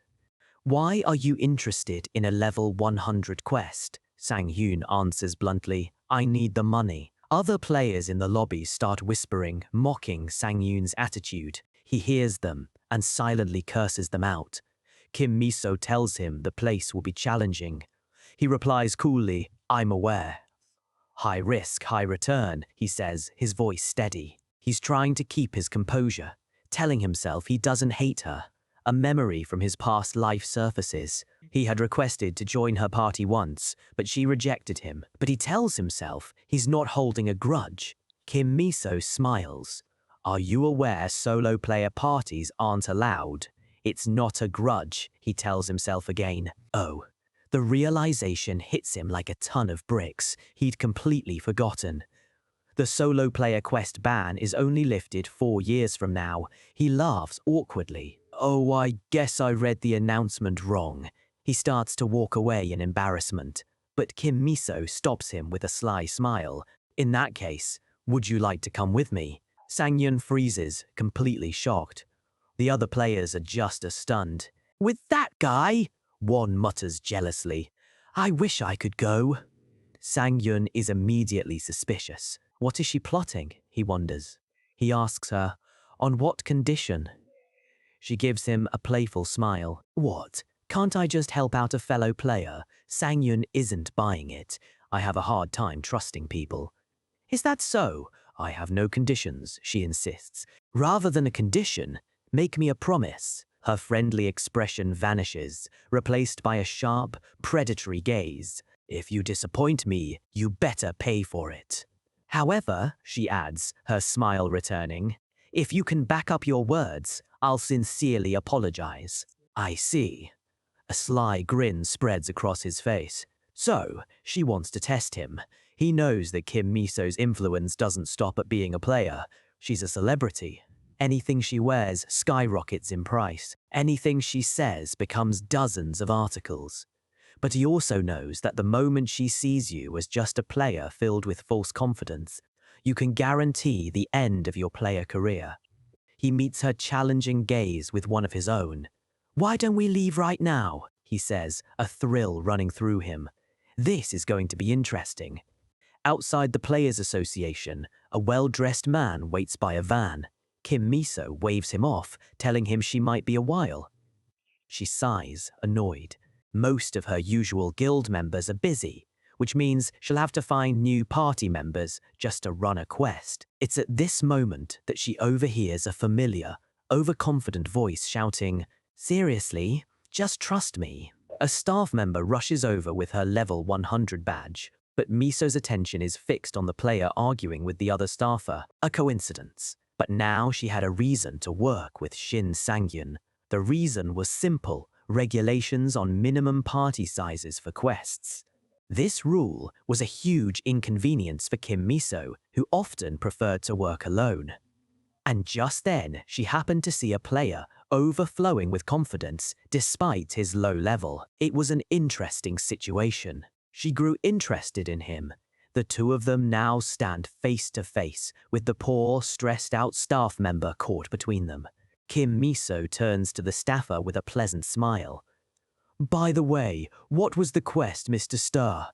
Shin Sang-yun was trying to attempt. As Miso looks at the screen, her smile vanishes, replaced by a look of utter shock. "It's a defense quest. Eliminate 300 wolf-like monsters running toward a guardian tower. Recommended level 100. Reward 500 million won." She's stunned. He didn't choose a simple raid, but a defense quest, one of the hardest types. These quests are notoriously difficult because you have to defeat all the monsters. A full 4-man party is always recommended, and yet this guy wants to do it by himself. It's a suicide mission. Sang-yoon just gives her a calm smile. "Are you nervous?" he asks. She's taken aback. "Huh?" he explains. "You weren't talking for a bit. I was worried you got nervous." She offers him an out. "If you think it's too hard, we can wait for more people. Or maybe." Before she can finish, Sang-yun cuts her off by grabbing her wrist. "No, Mr. Sang-yun, there is no problem at all," he says, his grip firm as he presses the accept button on the quest screen with her hand. The quest is accepted. A system message announces their relocation to the quest area. A massive blast of light erupts in the lobby, enveloping the two of them as the other players look on in shock. The staff member watches them disappear, her face pale with worry. She prays that nothing bad happens. The onlookers are buzzing. One asks, "Do you think they'll succeed? How can a level 17 newbie clear a level 100 dungeon?" But a more thoughtful player chimes in. "But still, Kim Miso had something in mind. She's the youngest player to be ranked A+. Do you think she's that stupid? Do you guys know about the new ranking system?" Another asks. "It was created because it was too hard to determine a player's true strength based on level alone. There are two main criteria: dungeons cleared and overall battle sense. And Kim Miso was ranked A+ solely because of her incredible battle sense." One of the players is confused. "I get that, but what the hell is A+? "Oh, isn't it obvious? It means there are monsters even stronger than her." The first player dismisses this. "That's not what's important right now. That guy just went into a dungeon with Kim Miso." They are transported to the quest zone, a sprawling nighttime cityscape under a stormy sky. A massive tower looms in the distance. Kim Miso takes her position on a high ledge, her bow at the ready, looking out over the empty highway below. She thinks to herself that she needs to take responsibility. She'll help him if anything dangerous happens. She glances over at Sang-yun, who is standing calmly on the highway below, but she also hopes he takes this chance to learn his lesson. She can't help but feel a little annoyed. We flash back to 30 minutes ago. Miso is asking Sang-yun, "What did you say?" He had told her, "Don't get involved unless I ask for help. As long as you only support me, I promise to give you 5% of the cut." So she wasn't hearing things. He'd even added, "Yes. Getting a 5% cut for supporting me should be a pretty good deal." "Do you think I said that because of your terms?" she asks, her voice sharp. "There's no way you can handle this," she tells him. "There are 300 of them."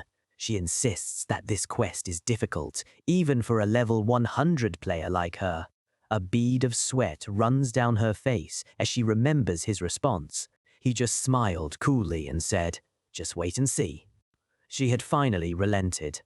"Fine, but I get a 1% cut increase for every monster you don't get. You don't get anything if you lose 95 of them." Back in the present, a massive clawed paw steps onto the highway. The monsters have arrived. A pack of huge blue-furred wolves with glowing purple eyes emerge from the darkness. Sang-yoon just smirks, his coat whipping in the wind. "Sorry to break it to you, but there's no way that'll happen." The lead wolf snarls, its fangs bared. He grips his sword, his eyes glowing with power. I'll take care of them all. The wolves howl and leap down from the overpass, charging him as a single, deadly pack. Kim Miso watches from above, letting out a quiet, huh. Sangyun moves in a flash, his blade a blur as he cuts through the charging wolves with impossible speed. He dances through the pack, each swing of his greatsword perfectly aimed, leaving a trail of death. He even comments on their death cries. They make some pretty pleasant sounds. Kim Miso is flawed. He wasn't just an ordinary arrogant player. She knocks an arrow, her analytical mind kicking into high gear. There were no flaws in his strikes. His stance emphasizes his superior reach. It reminds her of what Jinho, a warrior in her guild, always talked about. A perfect balance of offense and defense.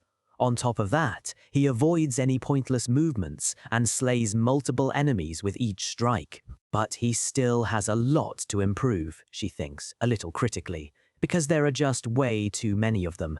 The highway is swarming with wolves. They're not monsters. An ordinary level 17 player can handle, right? Oh, right? Even she is starting to doubt what's possible. Wait a minute, she knew something was off.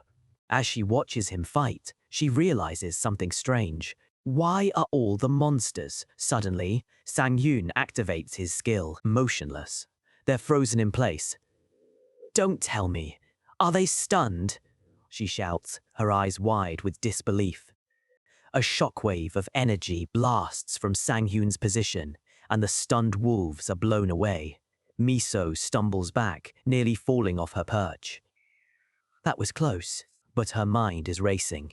That was definitely a stun just now. It looked like it lasted for 4 seconds. If that's the case, his stun is longer than even Jinho's. He'll have more than enough time to defeat all those monsters. This guy, who the hell is he? She wonders, as Sangyun effortlessly carves through the pack. He senses a new, far more powerful presence. A massive wolf, twice the size of the others and cloaked in shadow, leaps from the darkness with a terrifying howl. It's surrounded by a vortex of dark energy. Sangyun spots it through the chaos, a grim smile on his face. There you were, Black Wolf.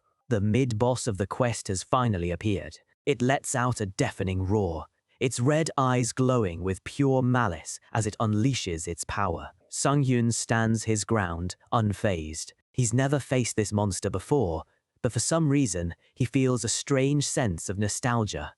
Purple lightning erupts from the Black Wolf, washing over him. Due to the Black Wolf, you are currently under the effect of debuff stun. The massive AoE stun covers the entire area. High above, Kim Miso is protected by a glowing artifact, which has nullified the stun effect. Right! The Black Wolf used stun too, she remembers, a look of panic on her face. She readies her bow, angry at herself. And here I was, criticizing him when he's in danger. She assumes he has a way to stun his enemies, but for him to have a method to undo the effect, that's extremely unlikely. But for Sangyun, it's no problem. Due to the effect of recovery, the effect of debuff, Stun has been deactivated. A whirlwind of blue energy instantly purges the debuff from his body. Kim Miso can only stare, her mouth hanging open. How is this possible? On top of that, he has the ability to deactivate debuffs. All this, even though he's only a level 17 player. The Black Wolf lets out a questioning growl, surprised that its attack failed. Are you surprised? Sangyun taunts. Well, it makes sense. Its prey, who should be stunned, suddenly started moving again. Its short moment of panic, as Sangyun's blade plunges deep into its side, gave him a chance to seal the deal. He brings his greatsword down with tremendous force. The Black Wolf lets out a final dying whimper. It was as if it was under the effect of a stun itself. The massive beast collapses to the ground. Defeated, Sangyun slides out from under the massive corpse, complaining, "Ugh, it got all over my clothes." Since I'm already dirty, he says, a dark look in his eyes. Why don't I have some fun? Kim Miso stands on the rooftop, watching the chaos below, completely captivated. A smile spreads across her face as she watches him fight. Who the hell is that guy? She wonders, her entire perception of what a player can be completely shattered. For Shin Sang-yun, rewriting a miserable past isn't just about a second chance. It's about overwhelming power. He stands over a field of vanquished monsters, his sword resting on his shoulder as a system window confirms his work. 299 wolf monsters, all slain by his hand. A brilliant flash of light signals his reward. Power surges through him as notifications pop up one after another. He's leveling up, and fast. He can't help but smirk. Among the rewards is a new title, No Fear. A passive skill that makes him immune to debuffs from regular wolf monsters. It's another small but crucial piece added to his arsenal. He glances over his shoulder, a cool, confident look on his face. The air still crackles with faint purple energy, but the battlefield has fallen silent. The view pulls back to reveal Kim Miso standing on a distant rooftop, just as he told her to. The sheer scale of what she just witnessed is only now beginning to sink in. Sang-yun knows she's watching, and he can practically picture the look on her face. It's a far cry from the contempt she showed him earlier, when a low-level nobody claimed he could clear this whole quest alone. He gives a dramatic stretch, letting out a small groan. A little nod to the old man living inside his young body. With his eyes gleaming, he quietly declares, "It's time for the main event." As if summoned by his words, a low growl echoes from the shadows. A creature far larger and more terrifying than the rest emerges. A massive werewolf with glowing red eyes. Sang-yun looks up at it, his confident smirk unwavering, as if he's been expecting an old friend. The beast lets out a deafening roar that shakes the air, its eyes burning with fury. A system window flashes, confirming what Sang-yun already knows. This is the final boss, the full moon wolf lord. In an instant, the wolf lord lunges, its claws tearing through the ground with terrifying speed and power. But Sang-yun is no ordinary player. He leaps into the air, easily dodging the attack and looking down on the beast with an almost bored expression. He knows that in his past life, it took 30 years for players to finally analyze and counter all of this creature's attack patterns. To him, this fight is a solved equation.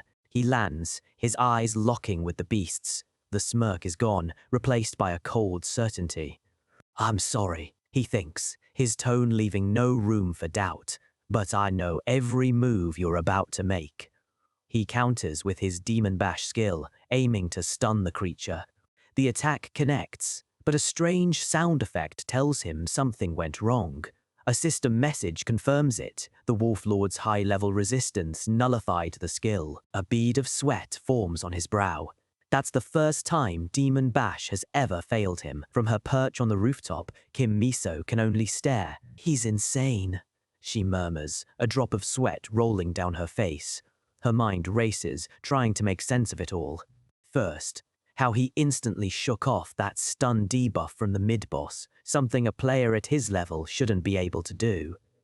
Then there's his raw strength, swinging that impossibly heavy sword as if it were a feather. He effortlessly parries another one of the Wolf Lord's ferocious attacks, the beast roaring in frustration. He dodges another swipe with a speed and precision that defy his level. He's not reacting, he's anticipating. The Wolf Lord's eyes glow with a menacing purple light as it builds energy for another attack.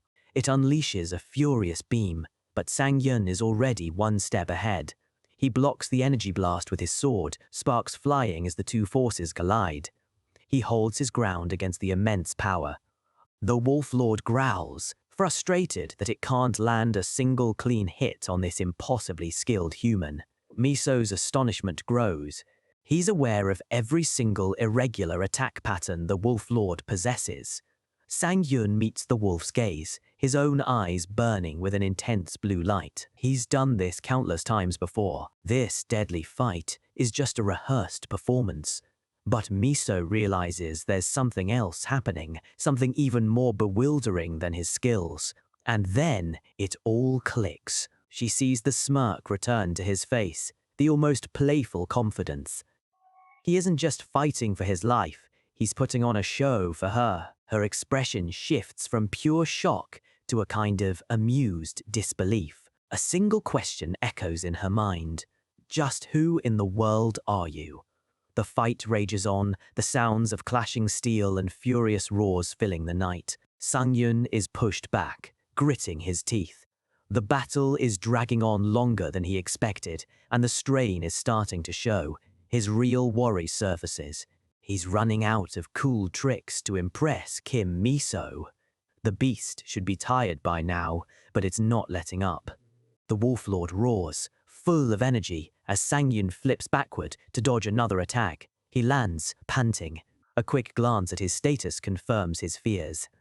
His health is critical, down to just 120 points. At this rate, he might collapse before the monster does. He looks up, his eyes wide with a startling realization. He's being cornered. Just then, the Wolf Lord changes its stance, unleashing a flurry of attacks. Sang-yun's eyes sharpen. He recognizes this pattern.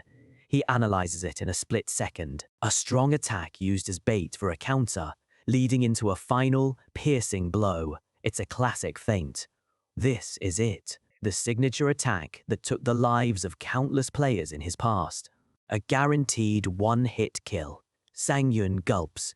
The time for showing off is over. This is life or death.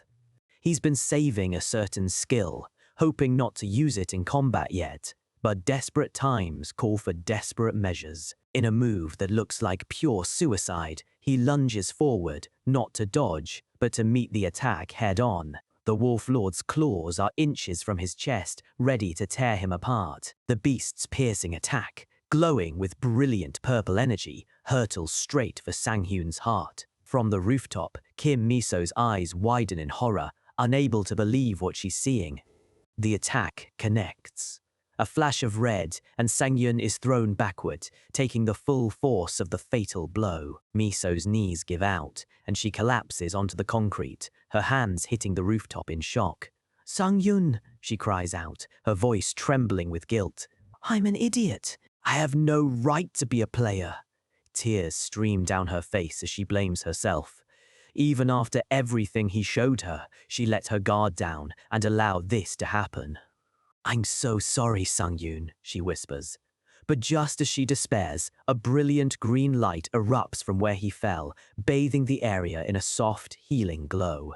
Miso looks up, her tear-filled eyes wide with confusion.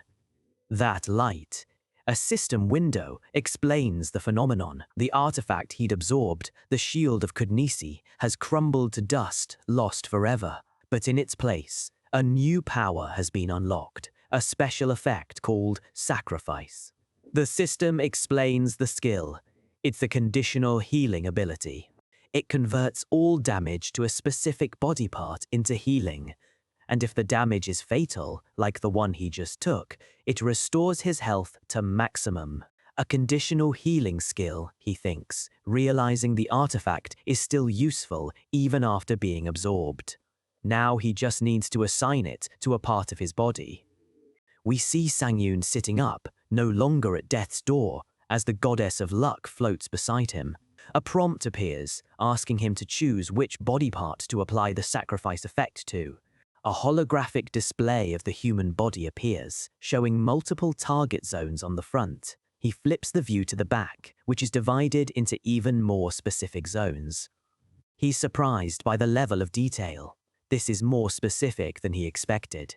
He quickly weighs his options. There are 16 parts to choose from. The back would be safer in most cases, but he dismisses that thought. The back is divided into 4 separate parts, making it inefficient. If an attack hits the wrong quadrant, the skill is useless. The front is riskier, but it covers a larger, more common target area. He makes his choice. A powerful green aura erupts from his chest, and his health bar instantly refills to maximum. He clenches his fist with a fierce grin. It worked. The system confirms his full recovery. He just turned a fatal blow into a full heal. If I missed by even a little, I would have died, he says calmly. Too bad for you. I didn't expect to take care of both my worries at once. And just like that, his other worry is solved. The stun from Demon Bash finally triggers. The Wolf Lord's body seizes up, completely immobilized. He doesn't know if he's got good luck or bad. He glances at the beast's severed arm on the ground. Turns out, cutting off its arm was the key to breaking through its resistance and stunning it. With the Wolf Lord stunned and his health full, the confident smirk returns to Sang Yun's face. His torn shirt reveals the fresh claw marks on his chest, a testament to the gamble he just won. All right, he says, his voice low and dangerous. Now, let's see how lucky I really am. Having witnessed this impossible turn of events, Kim Miso picks herself up and starts walking towards the battlefield, Sang Yun's jacket in her hand. Sang Yun stands over the defeated Wolf Lord, his sword plunged into its head. He reflects on the fight. It took 3 tries for his stun to finally work. I guess that's good enough, he sighs, pulling his sword free. In the background, Miso approaches, her expression a mix of awe and confusion. He turns to face her, a slight, knowing smile on his lips. You're finally here. He looks her right in the eye. You could have told me you had a healing skill, she says, letting out a breath of exasperation. I thought you were really a goner. She looks at him, her eyes sharp and analytical. Are you living your second life or something? She asks bluntly, hitting dangerously close to the truth. How do you know all the Wolf Lord's attack patterns? A wry smile plays on her lips as she winks. I've met countless players, but you're the first one to ever baffle me like this. Her gaze intensifies, her eyes wide with a mix of curiosity and suspicion. It's as if, she begins, struggling to voice the impossible thought. Sang Yun just looks back at her, a cool, knowing grin spreading across his face. He's enjoying this, letting her wonder. He tilts his head slightly, his voice a smooth challenge. As if what? Miso looks away, a bead of sweat on her temple. The pressure radiating from him, it's nothing like what she's ever felt from a low-level player. She finally finds the words to describe the impossible sight she just witnessed.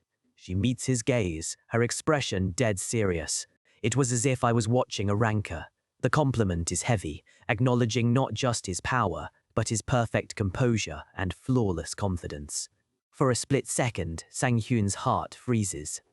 He was sure she was about to say the one word that would expose everything, regression, but he quickly realizes an ordinary player, even a top ranker like Miso, would never jump to such an impossible conclusion. He'd been spooked for nothing. Miso breaks the silence, gesturing toward the defeated boss. Well, are you going to finish it off? Sang Yun snaps back to reality, almost having forgotten the creature was still there. The Wolf Lord lets out one final, weak growl, its life fading. It's already dead, but the quest won't officially clear until the final blow is struck. He turns back to the beast, a cold, bored look on his face as he raises his sword one last time. His voice drips with condescension. My bad. You slipped my mind. As the Wolf Lord finally dissolves, a notification appears. He's obtained a new C-rank title, Face Off. Another reward for his dominant performance. He pulls up his player info. He's already level 27, with 7 titles and a dozen artifacts consumed. His growth is proceeding at an absurd pace. He checks the new title. Face Off is a specialized ability for one-on-one combat.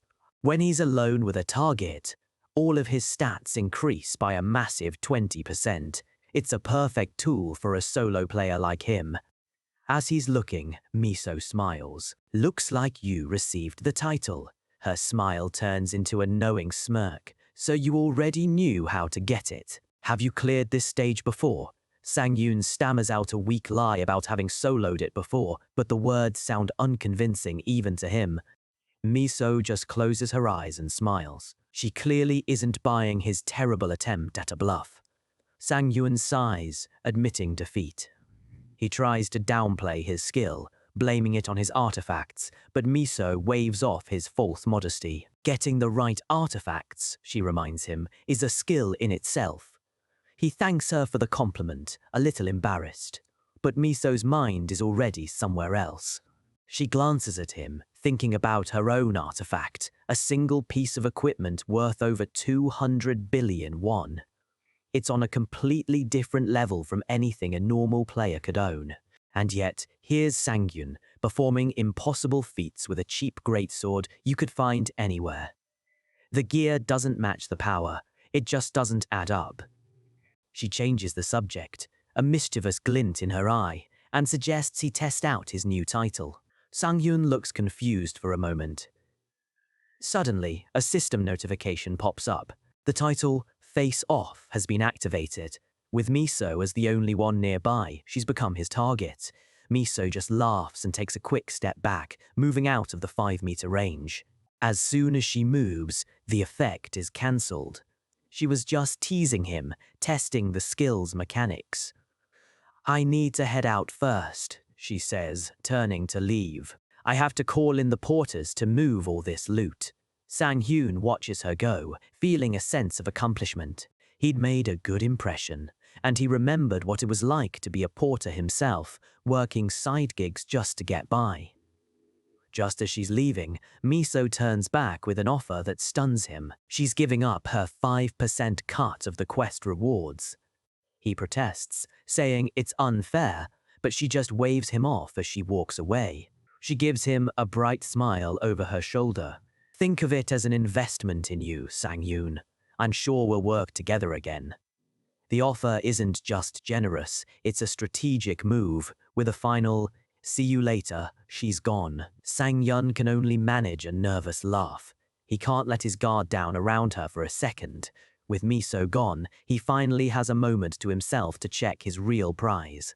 A glowing blue light emanates from where the Wolf Lord fell. This is the guaranteed boss drop from his contract with the Goddess of Luck. A beautiful crystalline stone floats up from the ground, pulsing with power. The Blue Moon Stone, a platinum rank artifact. It grants incredible stats, including a huge boost to his luck. But its special effect is what truly matters. His body practically trembles with excitement. He clenches his fist, a triumphant shout echoing in his mind. A platinum rank artifact. This is a complete game changer. He cradles the stone, his mind racing. An item like this would easily sell for over 1 billion won. With this, he could finally afford an apartment in Seoul. For the first time, a secure future feels within his grasp. Just then, the chibi form of the Goddess of Luck appears, looking smug. She asks if he believes in her now, but Sang-hyun just scoffs, crediting his own luck.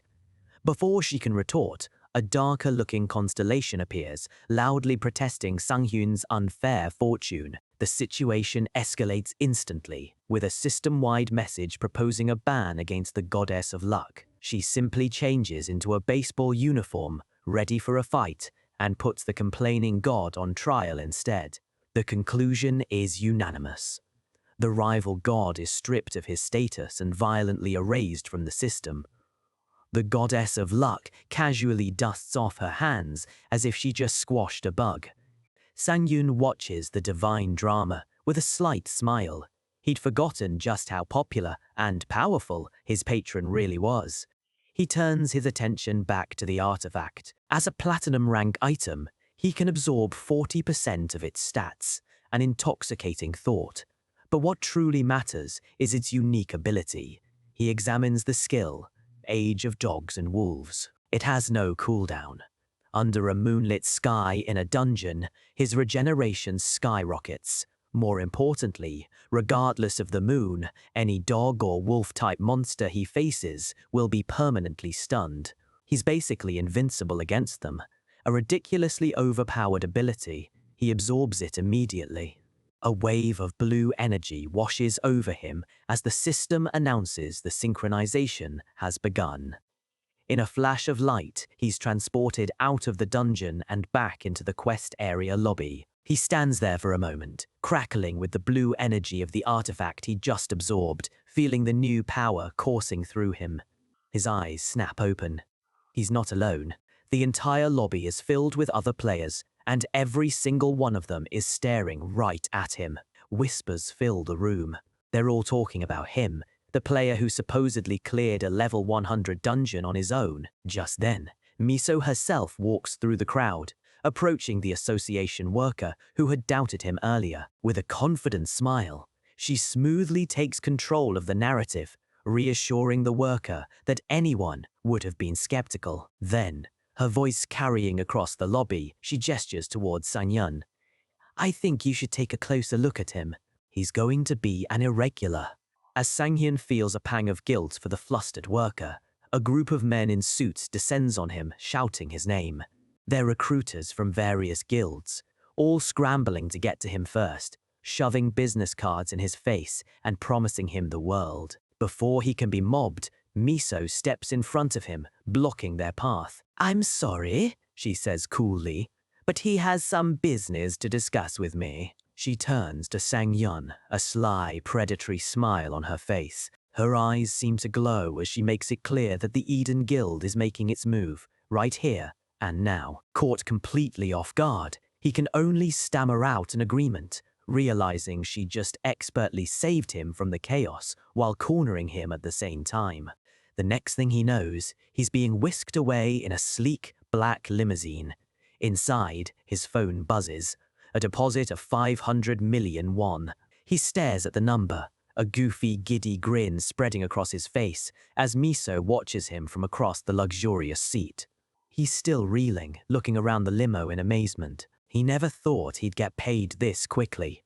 He thanks her for taking care of everything, his mind still lost in the sheer amount of money. 500 million.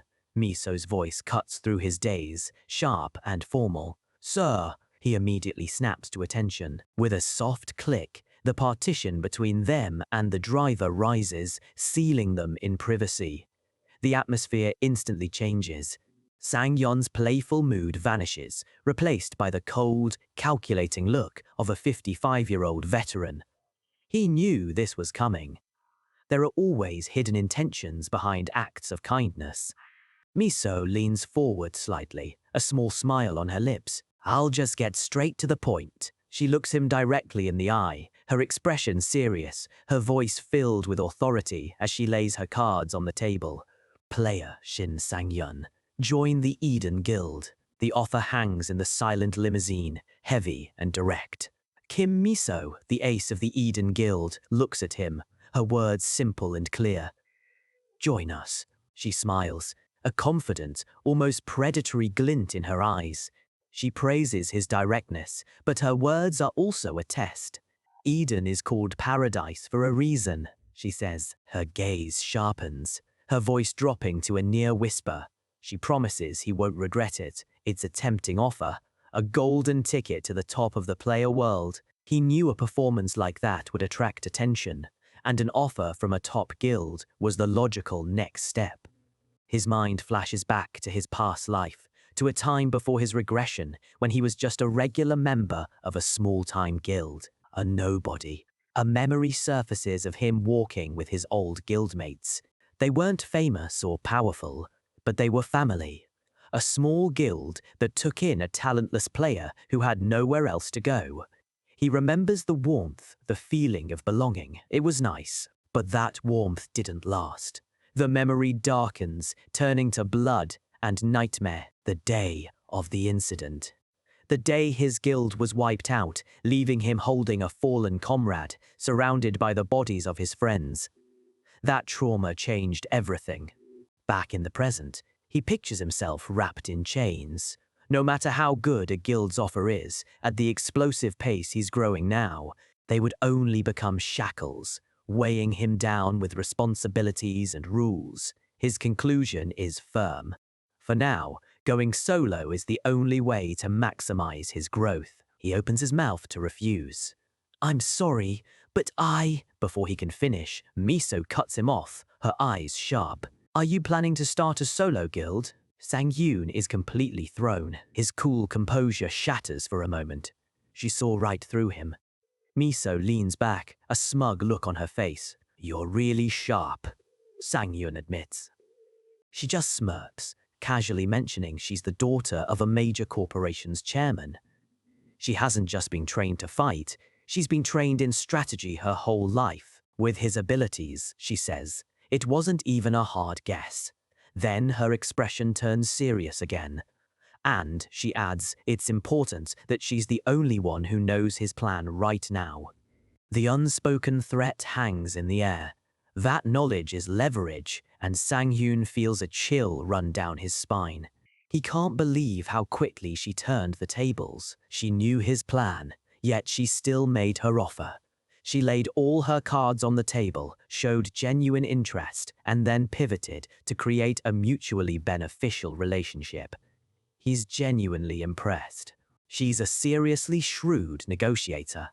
Sometime later, the limousine arrives at a high-security residential area for players. A real estate agent greets him at the door of a luxurious new apartment, cheerfully confirming the 100 million won deposit and 5 million won monthly rent. Sang-yun, now in a simple tracksuit, remarks how intimidating the price sounds, but the agent just laughs, telling him he got a good deal, considering how many people were on the waiting list.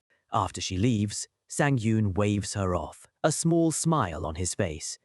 He closes the door, thinking about how quickly all the other people on that waiting list suddenly dropped out. He wonders if this is also the work of his patron, the goddess of luck. He looks at his meager belongings in the corner of the massive, empty apartment, a single box, a backpack, and his greatsword. He walks over to the large window, looking out at the glittering city. For the first time in a very long time, he has a place to call home. He slides the window open, letting the cool night air wash over him. It's only been a short time since he regressed, but so much has already happened. The sudden regression, the confusion, the rapidly changing situations. He remembers the initial shock of waking up in his young body, the face of his weary, older self staring back at him in the mirror. He'd spent days just trying to understand what was happening, getting nowhere. He was lost. But then, his mindset completely changed. A sensation he had long forgotten returned to him. The rush of blood, of life, flowing through his veins. He looks at his hand, feeling the power thrumming just beneath the skin. He could feel the sheer potential. Youth, he thinks, a wide, determined grin spreading across his face as he clenches his fist. The youth held in this hand refused to let him stay still. Flashes of the people shaping his new life appear in his mind. His old comrades, his new goddess, even Kim Miso. That's why he swore that this time he would live differently, not pathetically, like before. Back in the limo, Miso is on the phone. The name she says catches Sang-hyun's attention. Reporter Park Jong-min from The Player magazine. We see the reporter in his bustling office. He's heard the rumors about Sang-hyun, and his entire workplace is in an uproar. Miso confirms the rumors, but Jong-min, swarmed by his colleagues, asks her to get to the point. Later, the limo pulls up to the curb. As Sang-hyun gets out, Miso calls him back. She leans out of the car, flashing a peace sign. They're exploring an unconfirmed gate soon, a 4-person team, and there's a spot for him. His eyes light up, and he practically shouts his acceptance before quickly catching himself. Miso gives him a deadpan look, a little annoyed that he rejected her guild so coldly. But now he's this excited? Sang-hyun just laughs nervously. His mind is already racing. A chance to finally enter a gate. Dungeons are predictable. Fixed layouts, known enemies. They're a solved puzzle. But gates are pure chaos. The layout, the monsters, everything can change in an instant. And in the player world, chaos means reward. Unconfirmed gates have a first-time bonus that guarantees a high-rank artifact. This must be how Miso got so strong. This is an opportunity he can't pass up. Miso hangs up her own call, telling Sang-hyun she'll be in touch with the details. She holds out her phone for him to put in his number, but as he takes the phone, he sees her lock screen. It's not a selfie or a scenic photo. It's a memorial with 2 funeral portraits surrounded by wreaths of flowers. Miso yanks the phone back, completely flustered and embarrassed, fumbling to switch screens. "Geez, my mind's a mess," she mumbles, avoiding his gaze. Sang-yoon just stands there silently, having caught a glimpse of the hidden pain she carries. Later, back in his new apartment, he reflects on the moment. She clearly has her own story, her own struggles. But then again, what player doesn't? He knows that better than anyone. He has a past he can never speak of openly. A cold fear touches him. What would happen if someone found out he regressed? He pushes the thought away. It would be a massive pain, that's for sure. His thoughts drift to his old guildmates. A flash of a woman with blonde hair and glasses appears in his mind. "I wonder what they're doing now," he thinks, a distant sadness in his eyes. They were together for years after all. He sees the silhouette of another old friend, a burly man, sitting in meditation. A wave of longing washes over him. He wishes he could at least see their faces again. Meanwhile, in the Eden Guild's VIP room, Miso is sitting across from a large, muscular man in an orange jumpsuit. The man is Jo Jinho, an S-rank player, and he's been waiting for her. He teases her for being glued to her phone instead of catching up.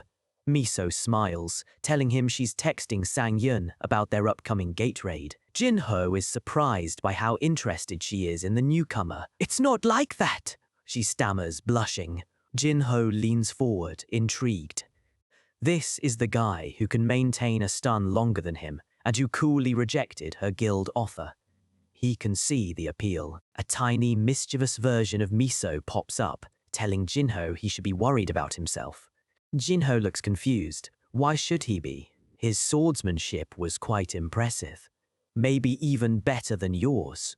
Jinho freezes, a tick mark of irritation appearing on his temple. He lets out a booming laugh, trying to brush it off, but he's clearly rattled. Comparing this newcomer to him, an S-rank player at level 700, is a bit much. The scene opens at the Jamsil training ground, a wide open space where Shin Sang-yoon is meeting with someone from his past.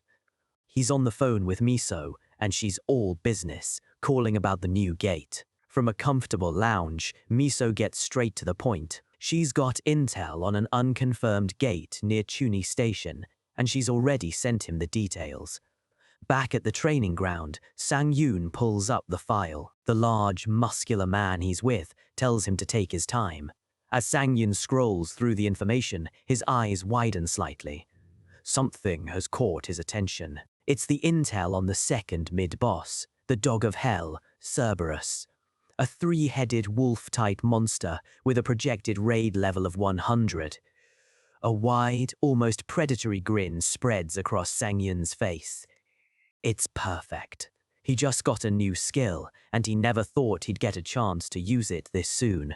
He thinks back to the skill he got from the Blue Moon Stone. It permanently stuns any dog or wolf-type monster he faces. This gate is practically a gift tailor-made for him. He gets back on the phone, thanking Miso for the intel. As he hangs up, the man with him complains good-naturedly that he's being ignored. "Oh, I'm sorry, Captain," Sang-yoon says. The man just lets out a deep, rumbling laugh. "I'm just kidding, kid.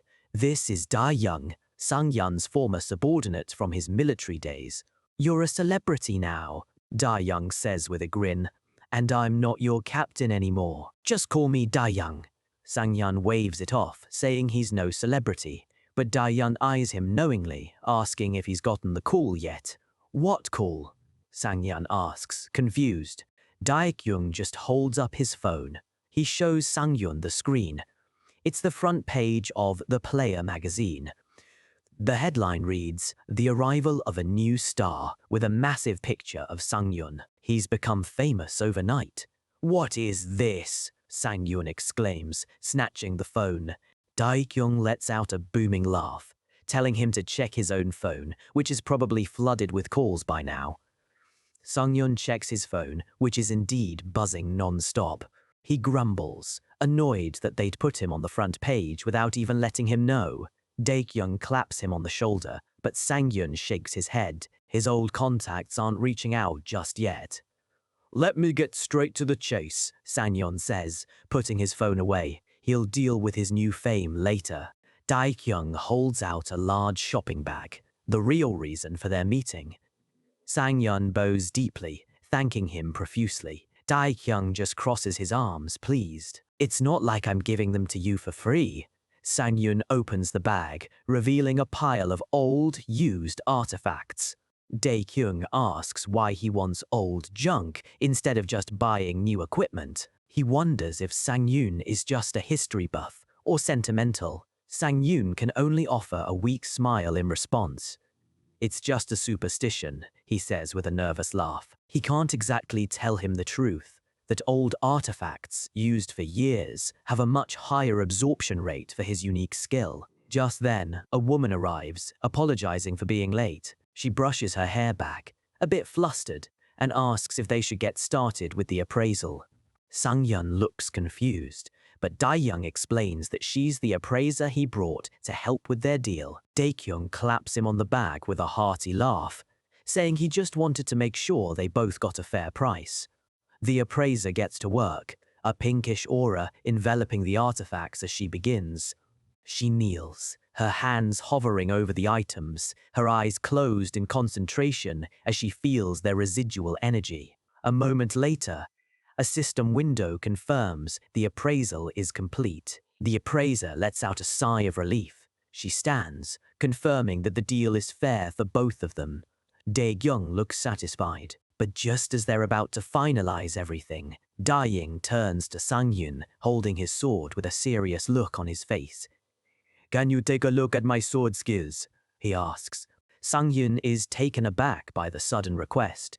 He tries to be humble, saying he's not good enough to give advice, but Dae-ying isn't having it. "After everything we've gone through," Dae-kyung says, his expression firm, "I'm not stupid enough to not notice that you're leagues above me." Sang-hyun sighs, exasperated. He was hoping to avoid getting involved in something like this. But then he reconsiders. An idea crosses his mind.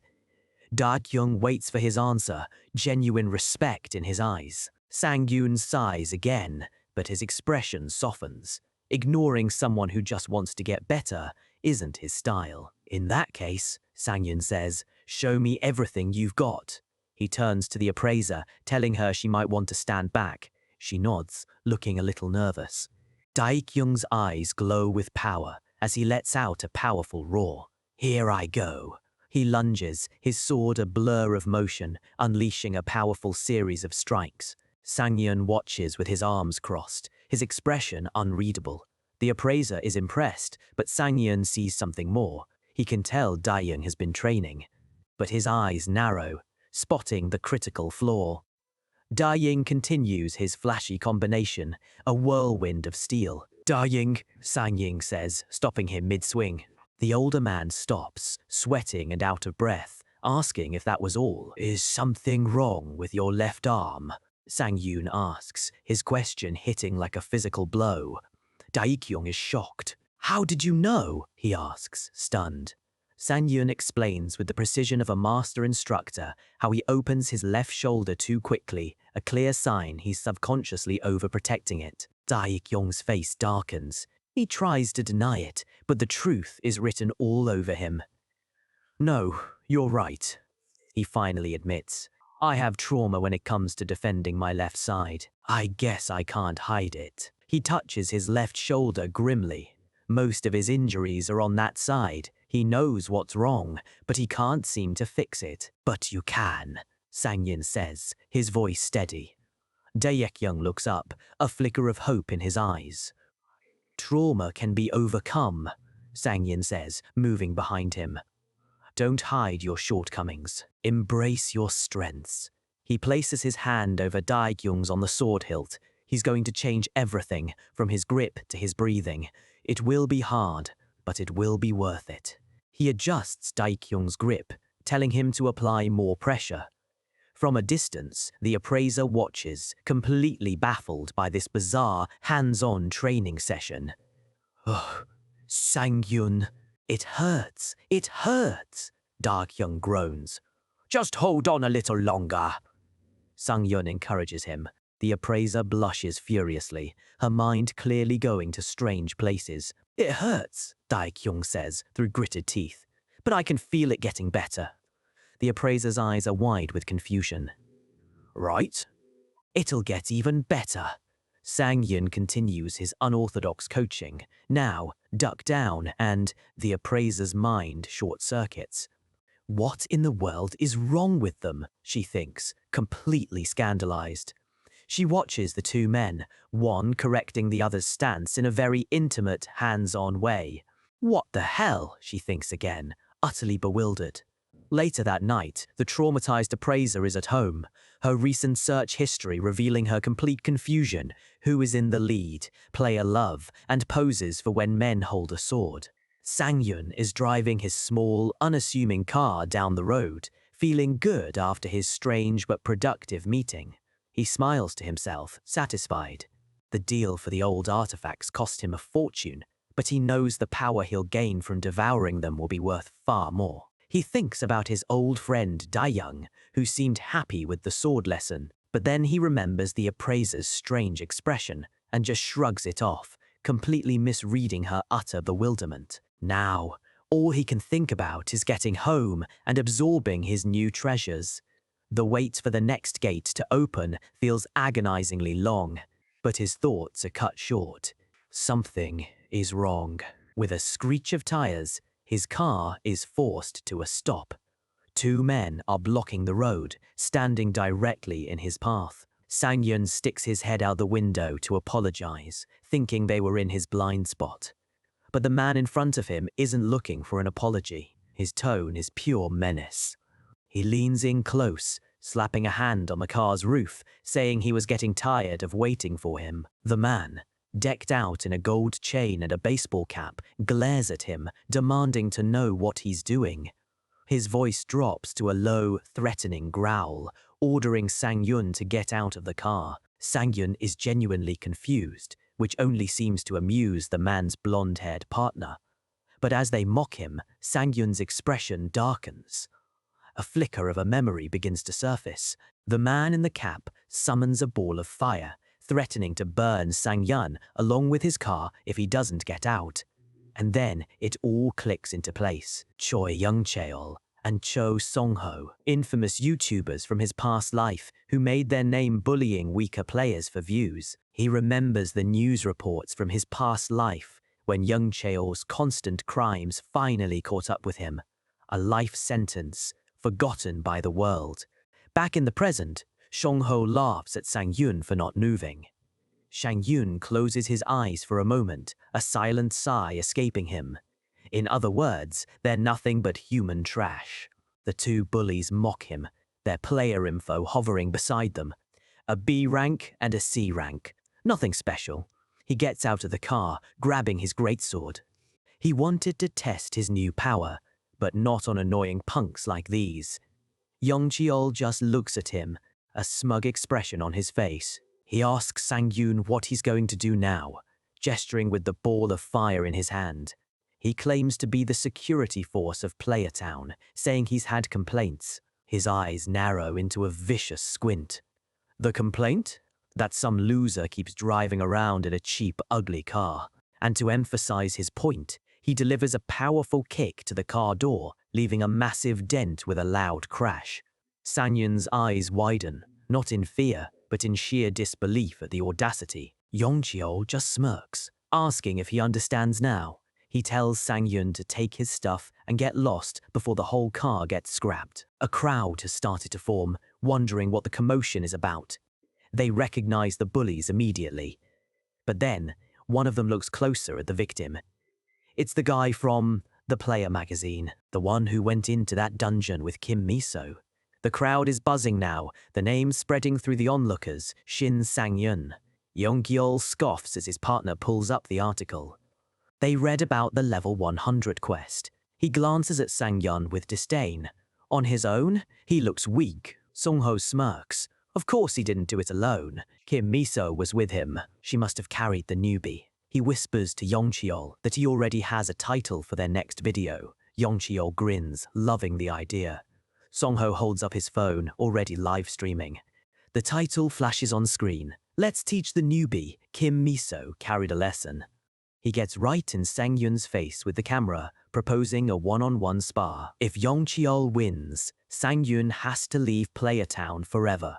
If Sang-yun wins, they'll leave him alone. He asks if it's a deal, his face a mask of false sincerity. Sang-yun doesn't even hesitate. His answer is a simple, cold word: deal. But before they can celebrate, he cuts them off. His voice laced with venom. He'll agree, but only if they add 500 million won and their own wrists to the wager. If they're scared, he snarls, they should get lost. Yong-cheol is stunned into silence, but his partner quickly grabs his attention. Before Yong-cheol can explode with rage, Shongho shoves his phone in his face. His face is pale. The livestream chat is exploding with viewers spamming 500 mile, all eager to fund the bet themselves. Yong-cheol looks from the chat back to Sang-yun, who is glaring at him with pure, undiluted hatred. He presses him again, asking if he's scared. The bully hesitates for a second, weighing the risks. A video this violent won't make them any money, but Sang-yun just grins, a terrifying look in his eyes. He says he could use the chance to relieve some stress. The scene shifts to the Player Town's central plaza. A crowd has formed around a dueling barrier where the two now face each other. The onlookers whisper amongst themselves, assuming it's just another case of the bullies picking on some poor newbie. Sang-yun ignores them, activating the duel. A purple barrier forms around them as the system announces the start of training mode. The system confirms the barrier will prevent any lethal damage. Yong-cheol summons his fire magic, a cocky smirk on his face, promising to keep his end of the bargain. He tells Sang-yun not to beg for mercy later and to run while he still can. Shongho holds up a holographic screen, formally announcing the start of the combat training to the crowd and the stream. Sang-yun sighs, looking utterly bored as he confirms the setup is complete. Yong-cheol begins to gloat, saying he doesn't play around, but he never gets to finish the sentence, because Sang-yun moves. In a flash of blue light, he's on him, his sword raised high for a devastating strike. His voice echoes, cold and final.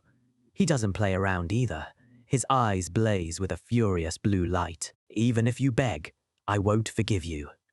From her office, Kim Miso watches the live stream, her hand gripping the remote as Seong-ho's frantic screams for Yong-cheol fill the air. Her eyes are wide, a bead of sweat on her face. She can't believe what she's seeing. Elsewhere, a man with white hair is also watching the stream, his eyes wide with shock. There's no way, he whispers. Kim Miso sits on her couch, her eyes glued to the TV, where a live stream shows a side of Sang-yun she's never seen before. His voice echoes from the screen, cold and merciless. The casual, almost goofy man from a few hours ago has transformed into a ruthless fighter, and she's struggling to reconcile the two. She recognizes his opponent, Choi Yong-cheol, a B-rank player from the Utopia Guild. She's heard the rumors about him, how he does whatever he wants because his uncle is the guildmaster. She wonders what he's doing, mixed up with Sang-yun. A voice from behind her breaks her concentration. It's her sister. She walks closer, drying her hair with a towel, and asks Miso why she looks so serious. This is Shin Tairi, another top player from the Eden Guild. Taiye's eyes drift to the screen, where Sang-yun's face is shown in a close-up, blazing with fury.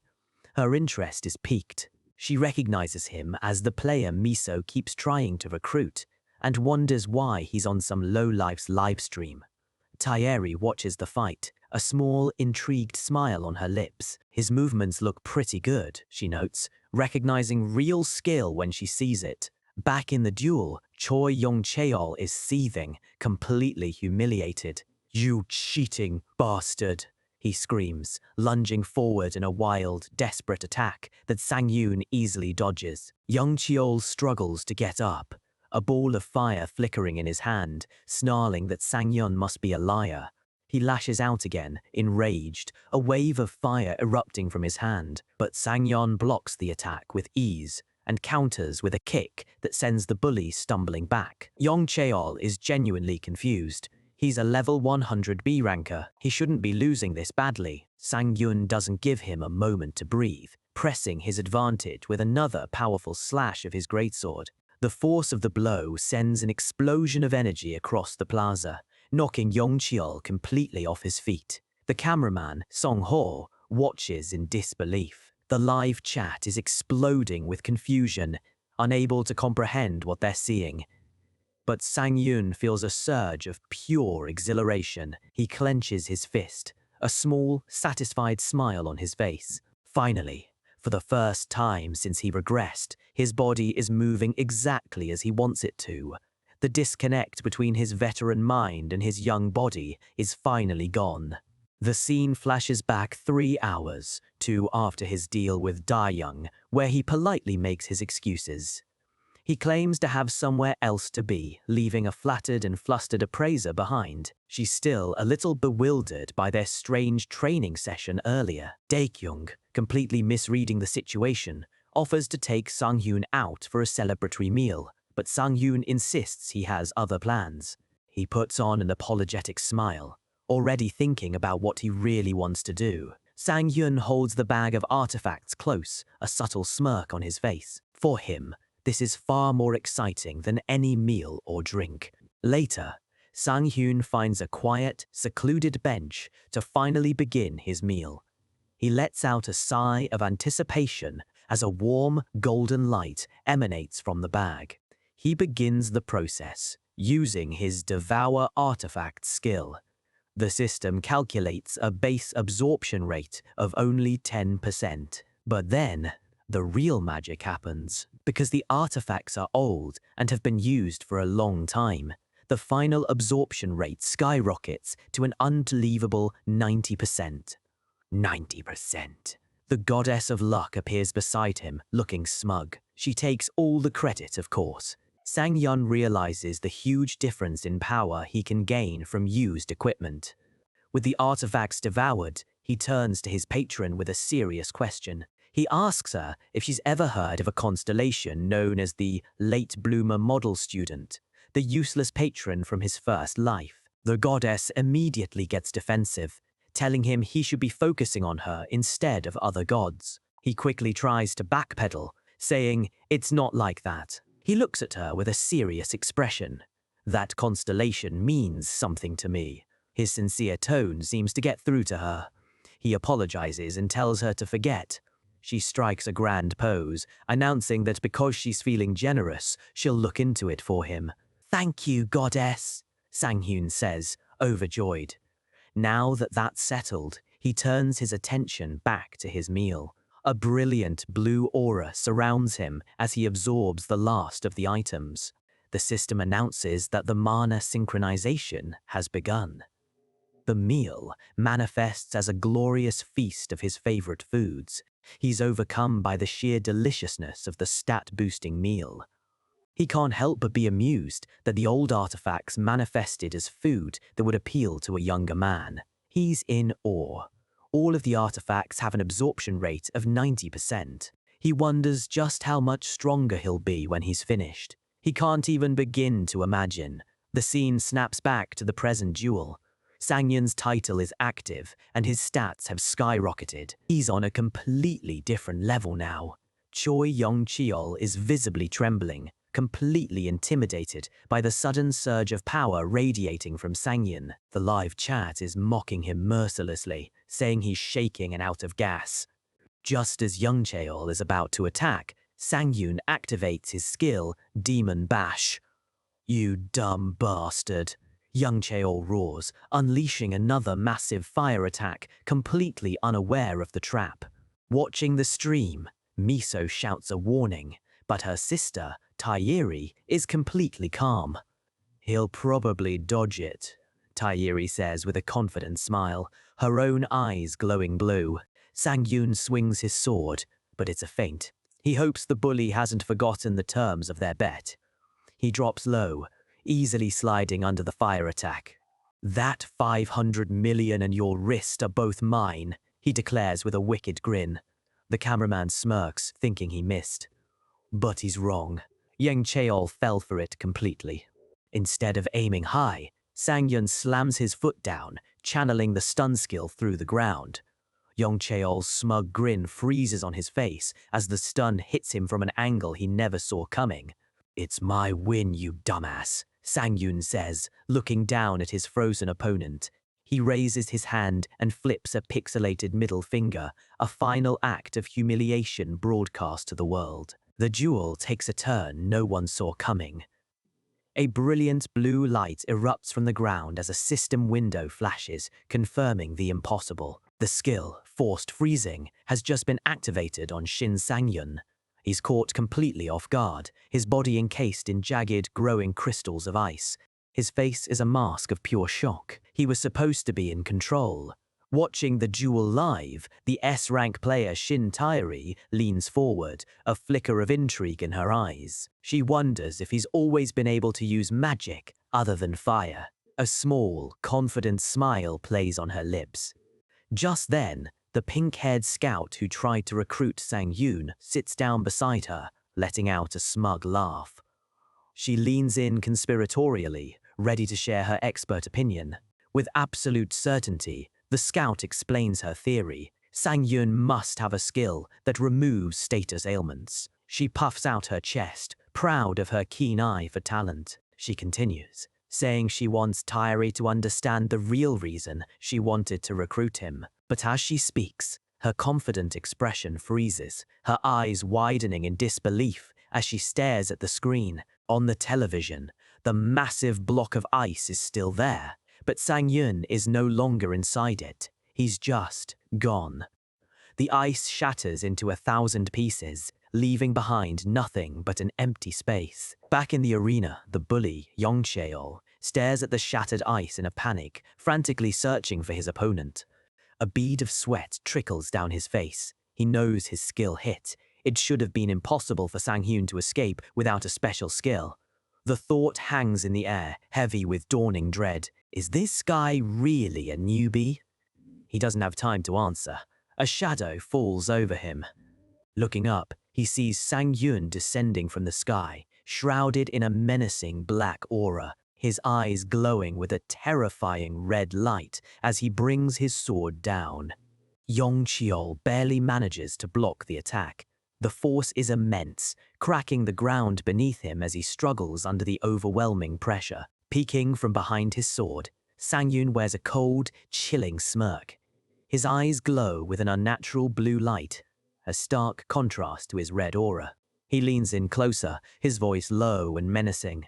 "I guess training mode saved you. A system window confirms it. The safety setting just mitigated what would have been a fatal blow." The crowd and the online viewers are losing their minds. The live chat explodes, with some guessing he has a removal skill, but another user points out the real crazy part. Song-ho reads the comment aloud, his eyes wide. Doesn't he look different? He looks up and realizes they're right. That bastard, Sang-yun stands over the fallen Yong Cheol, his entire presence transformed. A dark, violent red energy swirls around him. His face is a mask of cold fury, his eyes burning with an intense blue light. Song-ho can only stare, his mind racing. What did he do? Back in the viewing room, Tairi provides the answer, her expression calm and analytical. It's a type of awakening skill. The scout is stunned. Tairi elaborates, concluding that based on his appearance, it has to be psychedelic. A small, knowing smile touches Tairi's lips. She knows that skill comes with a heavy price if the user takes damage. This means Sang-yun is betting everything on a flawless victory. The confidence is impressive. The scout laughs nervously, refusing to believe it. She insists he didn't have a skill like that when she scouted him. Tairi's expression turns serious. She lays out the only two possibilities.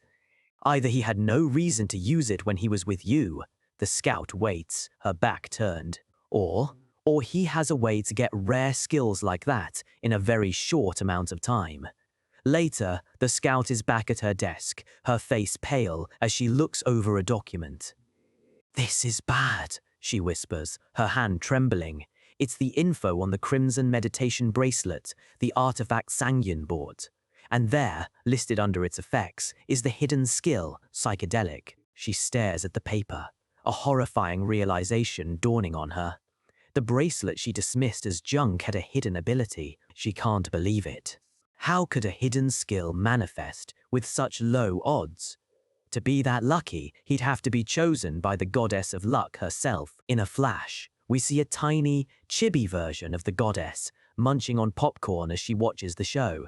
A system window provides the full details. Psychedelic is an awakening skill that grants a massive, temporary boost to all abilities, but at the cost of extreme exhaustion afterward. Back in the fight, Sang-yun looms over the terrified young Cheol, his voice a low growl. He asks if they should turn off training mode and try again. Young Cheol finally snaps, screaming at him to get lost.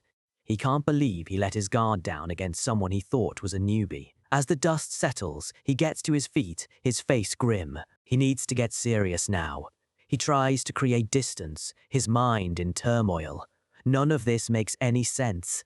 This is completely different from what Song-ho told him. Panic and regret flood his face. If he'd known how strong Sang-yun was, he never would have started this fight. He clenches his teeth, his anger shifting to his partner. The shockwave from their clash sends the nearby spectators stumbling back in fear. Song-ho watches from the sidelines, pale.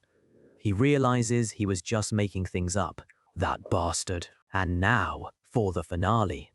He drives his fist forward in an earth-shattering punch. As his fist connects, his voice is chillingly calm. Don't worry. Training mode should prevent any fatal damage. Yong-kyeol's face contorts in pain. Wait, he screams, finally breaking. You win, okay. He quickly adds that he'll send the money. Sang-yun stops, a sinister grin on his shadowed face. Good. Now that our wager's over, he says, grabbing him by the collar. It's time for my revenge. Young Cheol is terrified and confused. Revenge? For what? Sang-yun stares down at him with pure contempt. All of this started because of you. The scene flashes back to 3 days ago at a car center. A mechanic is telling Sang-yun that his car is too old and he'll have to get rid of it soon. Sang-yun is stunned. Throw her away? The mechanic explains that the car just won't last much longer. That's impossible, he protests.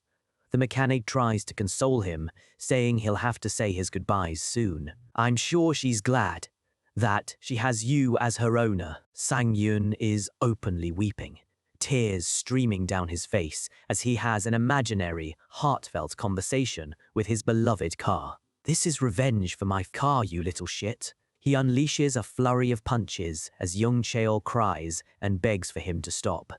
Suddenly, the scene is censored with rainbows, unicorns, and sparkly hearts. The spectators look on in utter horror and disgust. Sang-yun stands there, grimly satisfied, as more rainbow bubbles float around him. The bizarre censorship continues, covering Young Cheol's lower body with pastel clouds and unicorns as the live chat goes wild with confusion and disgust. The final shot is of Young Cheol, lying on the cracked ground, tears of pure humiliation streaming from his eyes as he whimpers, I'm sorry, the battle is over. But the smell of defeat hangs heavy in the air. Onlookers pinch their noses as Cho Song-ho stands amidst the crowd, wondering what in the world his partner ate to cause such a disaster. He's sweating, his mind racing in pure panic. The YouTube channel is the last thing on his mind. A cold dread washes over him as he realizes they messed with the wrong person. Just then, a calm voice calls his name. He jumps, startled, and turns to see a man in a business vest standing behind him. Manager, Song-ho stammers. The man adjusts his glasses, his expression stern and disappointed. He makes it clear they've screwed up big time, and they'll worry about who to blame later.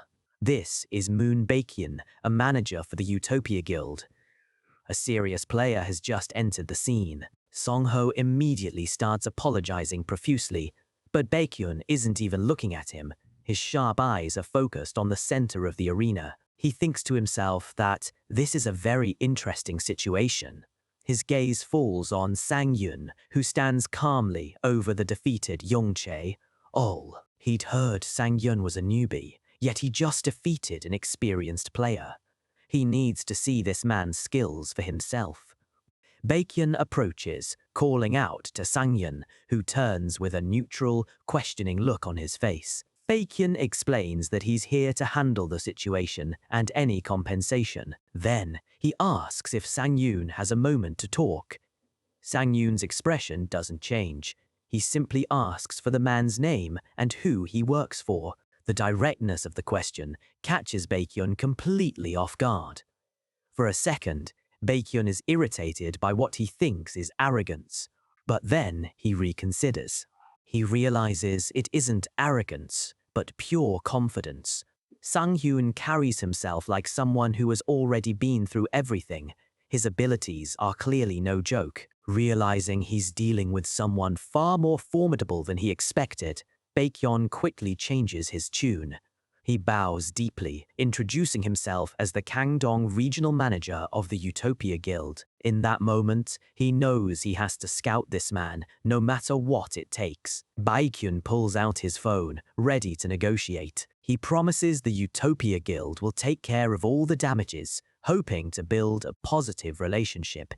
Sang-yun just watches him, a flat, "Oh, really?" on his lips. He pulls out his own phone. "All right, a 2 billion won round figure should be fine then." He shows Baekhyun his account number with a deadpan expression, thinking he was going to ask for less, but the mental trauma deserved more. 2 billion won, Baekhyun repeats, stunned into silence. He glances from Sang-yun to the pathetic, defeated figure of Young Cheol in the crater. From the crater, Young Cheol lets out a weak groan, pleading to pay in installments. Later, someone waits impatiently outside a dark apartment door. The doorbell rings, and they assume it's Sang-yun. A barrage of questions erupts from behind the door about the Utopia Guild, Kim Miso, and the Eden Guild. Sang-yun cracks the door open, looking annoyed. "I have nothing to say, so just leave," he snaps. But a reporter yells back, asking if he's returning from training.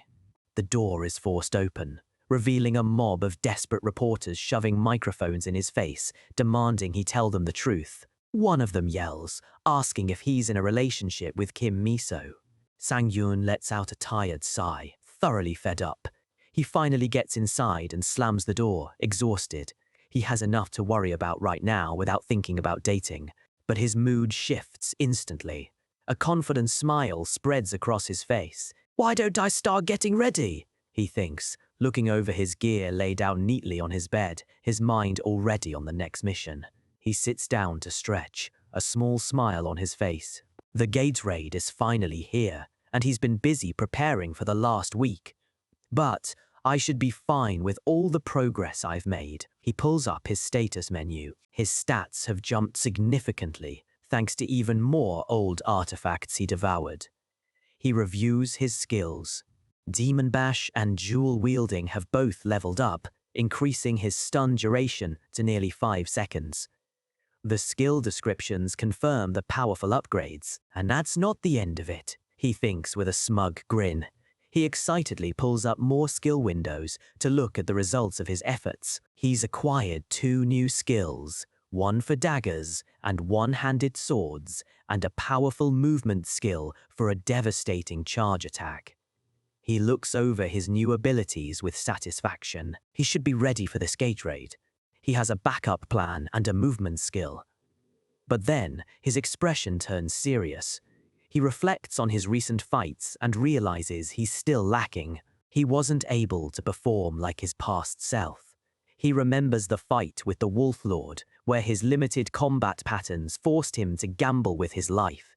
And he recalls the duel with Young Cheol, where he was easily trapped because he didn't have a movement skill of his own. A chilling thought crosses his mind. If those guys had been just a little bit stronger, he gets chills just thinking about it. He could have lost his life. His face becomes a mask of grim determination. If this continues, regardless of his progress, he'll be following the same tragic path as last time. A horrific memory flashes through his mind. A battlefield of corpses, him holding a dying comrade, screaming in despair. He needs to make sure he's faced with a different future. He sits in the quiet of his room, his back to the window. I can't lose everything I have like last time. This time, in this life, his resolve hardens into a single burning purpose. I need to become much stronger. His eyes blaze with an intense blue light, filled with unwavering determination, just like that guy who saved me before. He pictures the heroic figure in glowing blue armor who rescued him as a child. His intense meditation is broken by the ringing of his phone. He looks over, annoyed. He answers with a tired, "Hello." The reporter is calling about the interview they had scheduled for today. Sang-yeon's eyes widen in horror.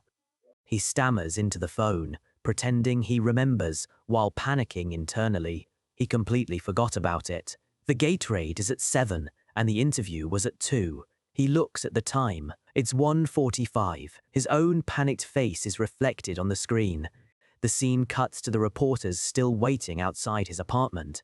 Trying to get a scoop, the door bursts open, and Sang-yeon stands there, wreathed in a dark red aura, 2 swords in hand, silencing them instantly. With his eyes glowing a fierce blue, he screams for everyone to get out of his way. He's using his awakening skill just to get to an interview on time. Meanwhile, reporter Park Jong-min sits patiently in a cafe, checking his phone. He hears the chime of the door and looks up, his eyes widening in surprise. A voice calls out to him. The reporter is stunned to see Sang-yeon standing right in front of him, having appeared in a blur of motion. He stares, captivated. "You look interesting," he remarks. Sang-yeon, still catching his breath, manages a small thank you. The reporter asks if he was just in a dungeon. Sang-yeon lies, thinking to himself that getting here was harder than any dungeon. He sits down, trying to act casual. The reporter just laughs it off. The interview begins. The reporter asks about the recent events, but Sang-yeon just brushes them off as small stuff. The reporter smiles knowingly. However, no matter what you may think, you are the center of attention for all players. He explains that Sang-yeon's sudden appearance has earned him the title of Super Newbie. Sang-yeon is modest, but the reporter leans forward, asking if he's aware of how many guilds are trying to recruit him. Sang-yeon admits he's been getting plenty of cold calls. He smirks, thinking he knows where this is going, assuming the reporter wants to ask about the Eden Guild. "No," the reporter clarifies. "I'm talking about the guilds abroad." He explains that a total of 5 foreign guilds have contacted the Korean Player Association about him. They submitted an official identity check request. Sang-yeon looks worried. The reporter notes that this level of interest in a newbie is unprecedented and suggests he keep his guard up. Plenty of people have their eyes on you. The scene shifts to the back alleys of Chunwi Station at night, the location for the gate raid. Sang-yeon walks down the street, his sword on his back, thinking about how complicated his plan to be a solo player has become. He shakes his head with a wry smile, remembering all the hassles he's faced so far. Just then, a familiar voice calls his name. He turns to see Kim Miso waving enthusiastically. She tells him they still have some time until the gate appears. But as she speaks, Sang-yeon looks past her, his eyes widening slightly. Standing beside Miso, looking cool and composed, is her sister, the S-rank player, Shin Tairi. Under the harsh glow of a single street lamp, the meeting has finally happened. Miso smiles, trying to ease the awkwardness. She explains that her sister was so eager to meet Sang-yeon that she just had to bring her along. She gestures proudly to her sister. Her name is Shin Tairi. Shin Tairi stands there, exuding an aura of pure confidence. Miso adds that she's also in the Eden Guild.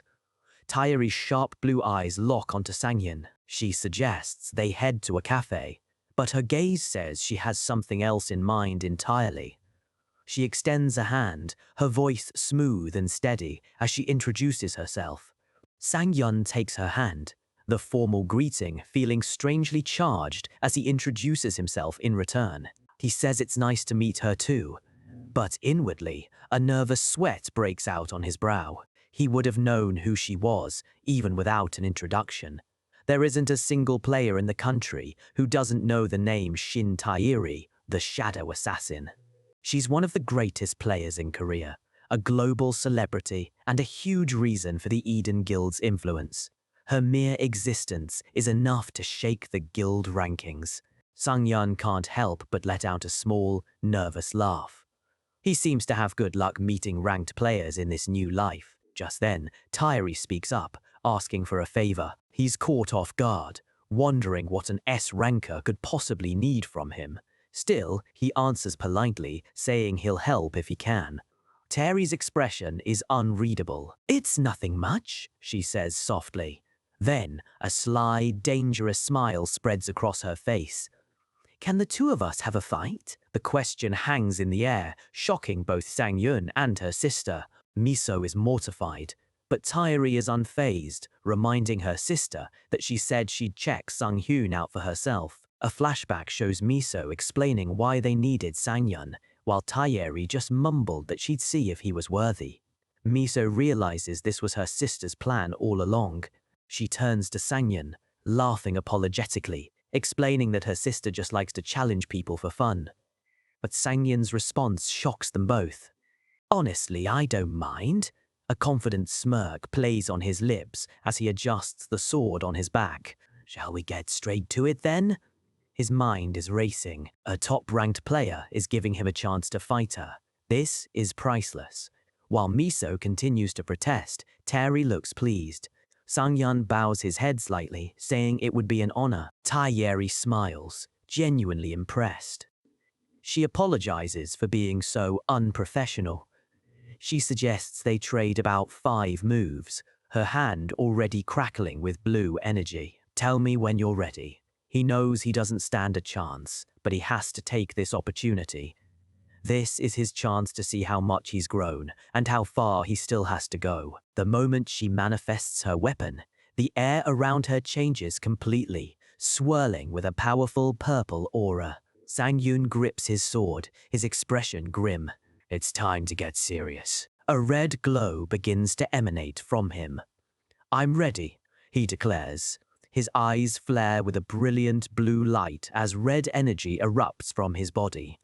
The system confirms it. Psychedelic has been activated. He's not holding back. He's going all out from the start. Miso watches, her head spinning with confusion. She can't follow what's happening at all. Tairi smiles, unfazed. "I'll make the first move then," she says, 2 short blades in her hands. In an instant, she vanishes, leaving a swirling vortex of blue energy in her wake. The sheer speed is terrifying. He's an idiot.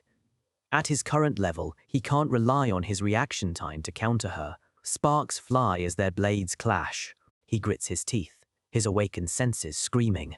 He has to predict her every move. Terry appears before him, a flicker of surprise and amusement in her glowing blue eyes. He managed to block her attack from above. The sound of steel on steel rings out. She effortlessly leaps away. "Your moves are good," she compliments him. Even Miso is shocked.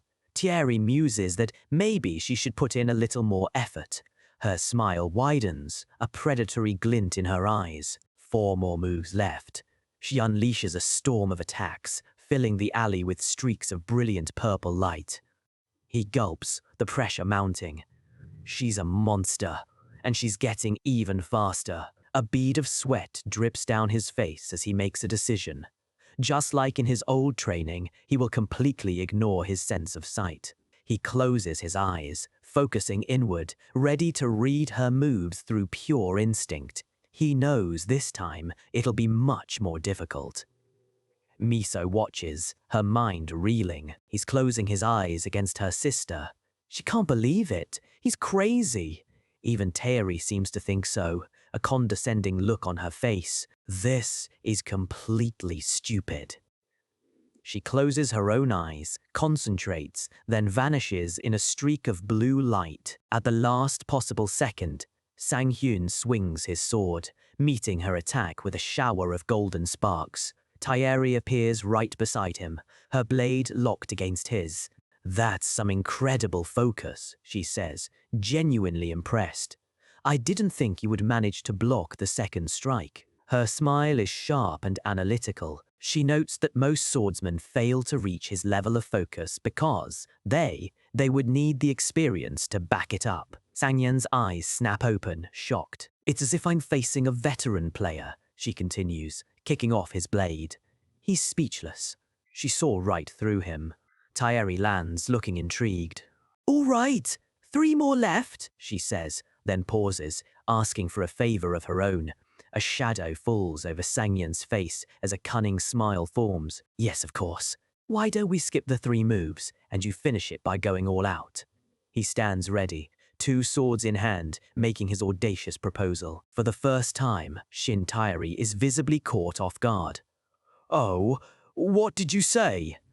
He meets her gaze, unwavering. He knows he's being arrogant, but he feels he'll never get a chance like this again. He grips his sword, his red aura flaring. 1 last strike, please. He's being honest. If he doesn't experience her true power, the doubt will continue to haunt him. Miso pleads with her sister not to listen, but Taeri simply says, all right. A confident, predatory smile returns to her face. She can't go all out without training mode on, but she agrees to show him her full speed. Sangyun smirks. That's more than enough. If he can just keep up with her at full speed, it's a success. Now then. Taeri gets into a sprinter's stance. Sangyun prepares himself, knowing he has to treat this like a real fight. The moment he fails, her eyes snap open, blazing with intensity. Here I go. A single thought echoes in his mind. I die. He doesn't have time to prepare. He must already be ready. The ground beneath his feet cracks and freezes over. He realizes he can't just react. He has to be proactive. He'll attack the space before she gets there. He lunges forward, swinging his sword through an empty patch of air. But as his blade passes, Taeri's eye appears in that exact space, looking up in surprise. A system window flashes, shadow illusion. She used a skill to misdirect him. She appears behind him in a blur, far faster than he anticipated. He's completely caught off guard. He can only gasp as her attack closes in. The hilt of her blade smacks him squarely on the side of the head with a dull thud. The duel is over. Terry stands over him, looking concerned. Miso rushes over, crying his name. Sangyun turns away, a puff of steam rising from his head. Yes, I'm fine, he adds with a hint of annoyance. I thought you weren't going to use a skill. The duel ends in a single, decisive blow. Sangyun is on his knees, clutching his head, his vision swimming from the impact. He gingerly touches his face, a small bandage already appearing on his nose thanks to the system's healing. He's shaken, not just from the hit, but from the overwhelming gap in their power. Taeri steps forward, offering a hand with a genuinely apologetic smile. She explains that using a skill was just a reflex. Behind her, Miso still looks horrified. Sangyun takes her offered hand. As she helps him to his feet, he manages a weak smile, thanking her for taking the fight seriously. Taeri just chuckles, saying the pleasure was all hers. She leans in a little closer, her tone shifting from apologetic to intrigued. Just next time, a sly, knowing smile plays on her lips. It would be great if we could have a serious conversation. The invitation hangs in the air, a clear sign she sees something more in him. Sangyun is momentarily speechless. He quickly recovers, letting out a nervous laugh. Taeri seems pleased with his answer and says she'll call him later. Miso just watches, completely bewildered. Miso finally steps in, reminding her sister that they're running late for the raid. But before Taeri leaves, Miso's expression shifts from worried to furious. She gets right in Taeri's face, her voice a low, threatening whisper, demanding a full report on what just happened. She reminds her how dangerous the situation could have been. For the first time, Taeri looks genuinely remorseful. Taeri waves goodbye as she walks off, telling Miso to have a good raid. Sangyun watches her go, telling her to get home safe. He turns back towards the alley, his expression hardening. Whether he likes it or not, this was his first loss since regressing. He knows if she'd gone all out from the start, he wouldn't have stood a chance. It was an unexpected meeting, but now he has another goal to surpass. A new benchmark has been set. As Taeri walks away, a thought crosses her mind. She turns her head slightly, a small, amused smile playing on her lips. She remembers his bold request to face her at her best. The kid had guts. She had to give him that. Back in the alley, a massive, swirling pink vortex materializes. Miso claps her hands, her mood shifting back to professional, ready to start introductions. These are the people that will be joining our team. Two new figures emerge from the gate's glow. A tall, confident man and a shy, timid-looking girl. The man in armor speaks first, introducing himself to the Wonder Boy from the news. His name is Park Taeseok, a mage who specializes in fire skills. He's a level 120A ranker. Sang-yoon asks if his magic is like the kind used by the bully he just fought. A smug grin spreads across Taeseok's face. A brilliant blue flame erupts in his hand, swirling with immense power. The intensity of the flame surprises everyone. Taeseok boasts that since he's focused only on fire, his flames are much stronger. But he adds with a hint of humility that he's still only at the blue flame. Sang-yoon is impressed, telling him he's plenty reliable. He knows that specializing is the right move at this level. He reflects on his fight with young Cheol. The reason it was so easy was because his opponent was a jack of all trades, but a master of none. This is Kang Joo-hee, a mage who specializes in space connection skills. She's a level 100N A ranker. Joo-hee decides to show her power as well, despite Miso's protests.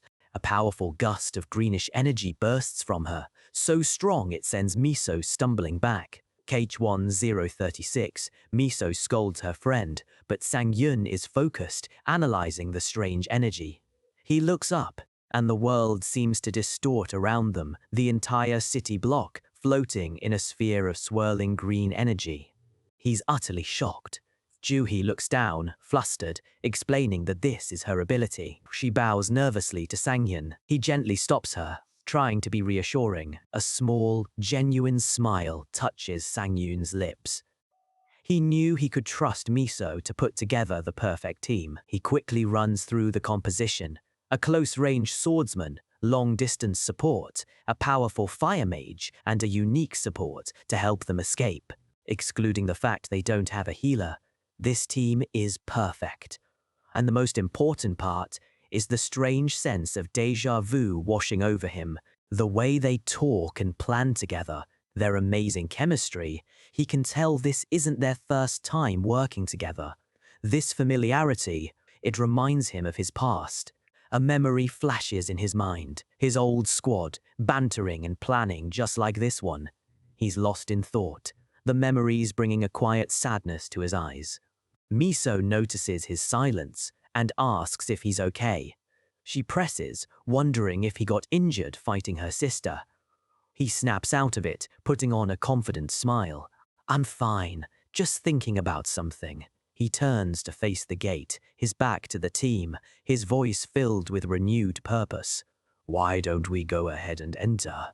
He pushes the past aside. It's time to focus on the present. They step through the portal into a desolate, snow-covered mountain range. The unidentified gate, Frost Hell. The four of them begin their trek through the deep snow. Sang-yoon turns to Taeseok to thank him. A warm, gentle aura surrounds them.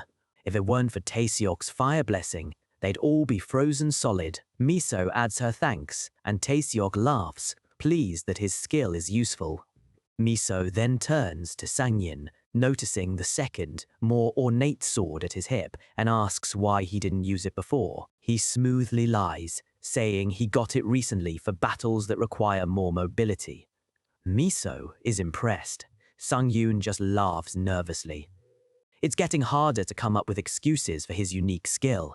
Miso then turns her attention to Joo-hee, but before she can finish, a monstrous roar echoes through the mountains. A giant, brutish creature appears. Miso and Sang-yoon immediately get into a fighting stance. "Plan C," she says. "Let's do it." Joo-hee's hands glow as she unleashes her power. The monster roars again, this time in pain and confusion as it's hit by her ability.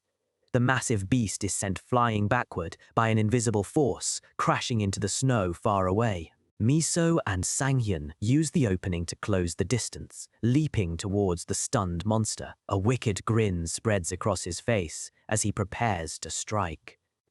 "Watch my back!"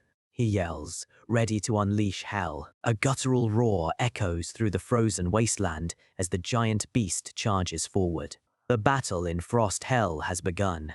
Sangyun's eyes narrow, his expression cold and focused. He's completely unfazed. The monster roars again, but high above. Sangyun and Miso are already descending on their target. Miso calls out the order to Taeseok, who is more than ready. A swirling ball of blue flame already gathers in his hands. He unleashes a massive torrent of blue fire that slams into the beast, pushing it back into a cloud of steam and snow. The monster cries out in pain. Through the icy mist, Sangyun closes in, his sword raised for the final blow. He brings his blade down in a powerful arc, tearing through the monster's flesh. But the beast is tougher than it looks. With a wicked grin, Sanghyun shouts for Ju-hee. "Here I go," she yells, pushing her hands forward as a sphere of green energy erupts from her palms. The monster opens its massive jaws, ready to retaliate. But before it can, a binding arrow from Miso pierces its eye, stunning it for a crucial second. At the same time, Ju-hee's spatial attack hits, shattering the ground beneath the monster and throwing it completely off balance. Sangyun uses the opening to plant his sword in the ground, not as an attack, but as a pivot point. The monster recovers, a smug growl on its face, thinking it has survived. But Sangyun appears right beside its head, having launched himself into the air. "What?" he taunts. "Did you think you got me?" He swings his sword in a clean, powerful slice, severing the monster's head. As the body begins to fall, Taeseok yells for another attack, but there's no need. Sangyun lands as his Demon Bash skill activates, stunning the monster even in death. A savage grin spreads across his face. He unleashes a final, devastating attack, a swirling vortex of energy that completely annihilates the monster's body. Taeseok and Ju-hee could only stare in stunned silence, their mouths agape. Sangyun lands gracefully, letting out a small sigh. That was exhausting. He turns to his shocked teammates, a deadpan look on his face, asking what that was all about. Taeseok stammers that they didn't think a single strike would be enough to kill it. Sangyun just shrugs. "Oh, I see. Sorry about that." No, there's no need to be sorry," Miso says, a knowing smile on her face as she turns to her stunned teammates. She pats Taeseok's shoulder. "I told you." I had the same reaction at first, and this won't be the last time you'll be surprised. She looks at Sangyun, adding that she's sure he hasn't shown them everything yet. He just laughs nervously, feeling the pressure to put on a show. He gives a slight glance to the side. Well, anyway, he can't believe how good their teamwork was on their first raid. Sangyun hefts his sword over his shoulder, a confident smirk on his face. He has a good feeling about this. "Why don't we start round 2? He asks, looking out over a snowy hill where a whole horde of monsters is waiting. The battle that follows is a one-sided slaughter, with the party wiping out monster after monster with perfect coordination. Taeseok is practically glowing with excitement, shouting that Sangyun is the best swordsman he's ever worked with. Sangyun is a little embarrassed by the praise. Miso just laughs, happy for him. She explains that Taeseok rarely gets to use his pyromancy to its full potential. Thanks to Sanghyun holding the front line, he's finally able to let loose. Sanghyun understands immediately. Without a dependable tank, most mages are forced to rely on weaker support skills. But honestly, Taeseok's over-the-top praise is a little much. He gets right up in Sangyun's face, sparkling with admiration. Miso just looks on, exasperated. She sighs. Even though she should be used to it by now, Sangyun always manages to surprise her. Suddenly, a massive explosion of blood and gore erupts in the distance. Another roar echoes through the valley, this one deeper and more menacing. An armored demon ogre is approaching, she yells, spotting the heavily armored beast charging through the trees. Taeseok gets back to back with Miso, suggesting they focus their firepower on it. Miso takes command, telling them to create distance, but Sung-yoon interrupts. His voice is calm and steady. Can you open a portal that will lead me directly in front of him? Both Ju-hee and Miso are shocked by the reckless suggestion. Miso tries to warn him that the monster specializes in defense. He simply replies, "Huh!" She realizes he's already getting ready for something. A cold, determined smile spreads across his face. In that case, Miso sighs, realizing it's useless to argue. I guess it wouldn't hurt to trust him. Ju-hee do as he said. Sang-yun activates his full charging skill, his body wreathed in green energy as he prepares to launch himself forward. He vanishes, leaving a crater in the ground as the portal opens right in front of the charging beast. He dives headfirst into the swirling green vortex. The monster sees the portal appear right in its path, its eyes widening in shock. It lets out a final, enraged roar as Sang-yun bursts out, his two swords aimed right for its core. Miso and Taeseok watch from a distance, completely stunned by the sheer destructive power of the attack. Is this real? Sang-yun lands, a confident smirk on his face, the monster completely obliterated behind him. Miso says she's never seen a movement skill with that much power. Sang-yun explains that with a team he can trust, he can use it more aggressively. Suddenly, Ju-hee shushes everyone. The four of them peek over a rocky ledge. I think we're here, she whispers. They look down into a wide, open area. And there, curled up and surrounded by the bones of its victims, is the middle boss, Cerberus of the Frost Hell, fast asleep. Ju-hee asks if she should open an escape portal, since they don't have enough information. Taeseok suggests he starts by raining fire on it. But Sang-yun just smiles, a dark, predatory glint in his eyes. It's finally time. The skill is the Age of the Night and Wolves. It's a passive ability that permanently stuns any dog or wolf-like monster he faces. He has the perfect counter. While the team huddles together, Miso is deep in strategy mode, laying out a complex plan to take down the sleeping beast below. But as she speaks, Sang-yun has already tuned her out, turning to walk away from the group. Miso's voice trails off, her plan forgotten, as she stares at his retreating back in disbelief. Sang-yun, what are you doing? He glances over his shoulder with a lazy, almost arrogant smirk. It's a look that says he's got this completely under control. That look sends a jolt of panic through Miso and Taeseok. She's seen that face before, right before he does something completely reckless. Sang-yun, she asks nervously, do you have a plan? He just lifts his sword. Yeah, you guys can just stay back and watch. The simple statement leaves his new teammates speechless. Taeseok stammers, asking for some kind of explanation, but Sang-yun's eyes are fixed on the full moon in the dungeon sky. He cryptically tells them there's no time to get into the details. He knows he's on a timer.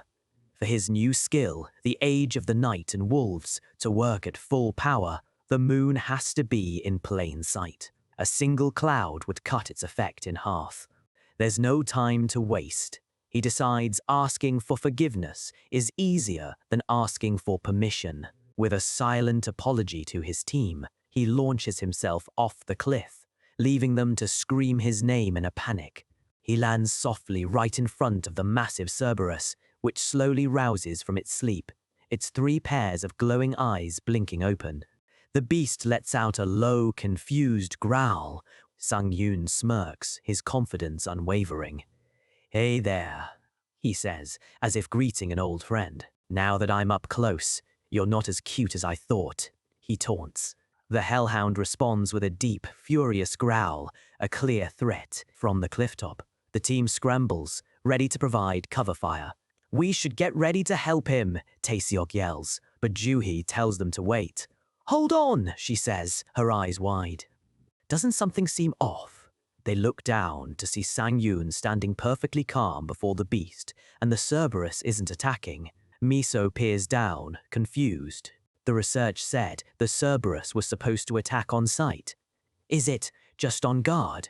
She wonders aloud. Suddenly, the hellhound lets out a ferocious roar, its 3 heads snarling as blue flames erupt around it, making the party flinch. It's moving! Taeseok exclaims. Miso thinks she was wrong, and that they need to jump in now. But as she looks closer, her eyes fill with disbelief. No, she whispers. It doesn't look like it's trying to attack at all. Then they see it. Instead of lunging, the beast starts wagging its massive tail like an excited puppy. The terrifying, 3-headed boss of Frost Hell is lowering its heads, offering its complete and willing submission. A system window confirms it.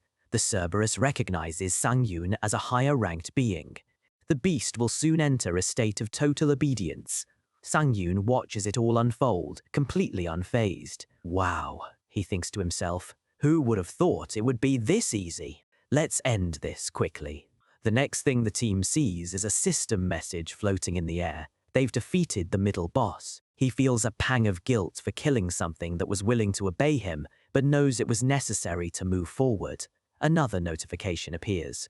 He's earned a new C-rank title, Reduction. It lets him pick one skill and cut its cooldown time in half. An idea immediately sparks in his mind. He applies the title, and just like that, the cooldown for his self-healing skill is slashed from 60 seconds down to 30. Just as he's processing his new power-up, Miso calls his name, telling him to wait.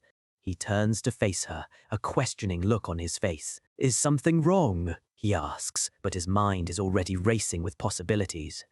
At that moment, a brilliant blue artifact, the Heart of Ice, materializes from the boss's remains. He freezes. It dawns on him that in his life as a solo player, he's never once had to explain his unique artifact, devouring skill, to anyone. His heart hammers in his chest. Is she going to demand ownership of the artifact? The thought fills him with dread, but Miso just smiles warmly. Since you defeated Cerberus on your own, you can take it. The sudden generosity leaves him completely baffled, able to manage only a small, confused sound. He forces a laugh. Miso gives him a strange look. Relief. But did you talk about this with everyone else? Before he can answer, Taeseok and Juhee give him enthusiastic thumbs-ups from the cliff, shouting that he deserves it since they didn't do anything. Sang-yoon is overwhelmed with gratitude, realizing he needs to be more careful about using his skills without getting caught. It's a hard habit to break after being a loner for so long. All right now then, Miso says cheerfully. We'll go ahead and leave so you can do your thing. Sang-yoon is lost. Do my thing. What do you mean? Miso leans in closer. Whenever you get an artifact, isn't there something you need to do? He's still completely clueless. Miso smirks. Don't tell me you thought I didn't know. Yes, I've actually known for a long time. She explains that she saw it happen right after they cleared the last quest area together. Just as she was about to leave, she had turned around, curious about what he was still doing there by himself. And that's when I learned your secret, she says, a flashback showing her watching him from a distance. Sang-yoon's world shatters. A player's unique skill is their lifeline. To have his most vital secret, the very foundation of his power, exposed, he feels utterly defeated. Miso points at him triumphantly. You're one of those players that has a sort of ritual. The flashback shows Sang-yoon holding an artifact up to his mouth, pretending to eat it. He's left utterly speechless as she continues cheerfully. There are players like that sometimes. You don't need to worry about us. If I had a secret like that, I'd want to hide it too. She turns and whispers to Juhee that they should give him some privacy, leaving Sang-yoon standing alone, completely baffled by the massive misunderstanding. He lets out a sigh. He could correct her, but getting caught in a lie after that would be even worse. This bizarre misunderstanding is actually the perfect cover. Deciding to just roll with it, he holds up the Heart of Ice. For now, he says to himself, let's go ahead and eat. Suddenly, the ground rumbles and the sky turns a dark blood red. The final phase of the dungeon has begun. Juhee cries out, And this is the last one. She uses her rare spatial magic to gather the corpses of every monster they've killed into one massive pile. Miso praises her for her hard work. Juhi, exhausted, stumbles and says it was all thanks to the team's support. Yeah, it's all thanks to Juhi. Sang-yoon agrees, giving her a reassuring nod. Juhi looks at him, still full of doubt. Are you really sure this is fine? I did as you asked, but she gestures to the massive pile of monster corpses they've gathered. Will the boss monster really come just to eat all of these? Sang-hyun gives her a confident smile. Don't worry. The boss in this place will do anything for food. Juhi asks how he could possibly know that. He just gives her another one of his mysterious smiles, saying nothing. He expertly dodges the question, immediately turning to Taeseok. Taeseok, hurry up and light it on fire. We need to lure it out. Miso watches, knowing he's hiding something. A massive pyre erupts in blue flame, sending the smell of burning flesh into the blood-red sky. Now, all they can do is sit and wait, watching their grim signal fire 20 tense minutes pass. It's been a while now, Taeseok says nervously. Even Sang-yun starts to sweat, thinking it should be here by now. Then, a low, guttural growl echoes from the darkness of a nearby cave. Sang-yun's eyes snap open. It's here!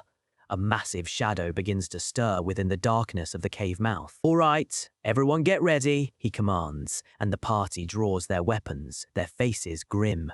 Two enormous red eyes ignite in the blackness, filled with primal hunger. A monstrous bear-like creature, far larger than anything they have ever faced, lumbers into the light.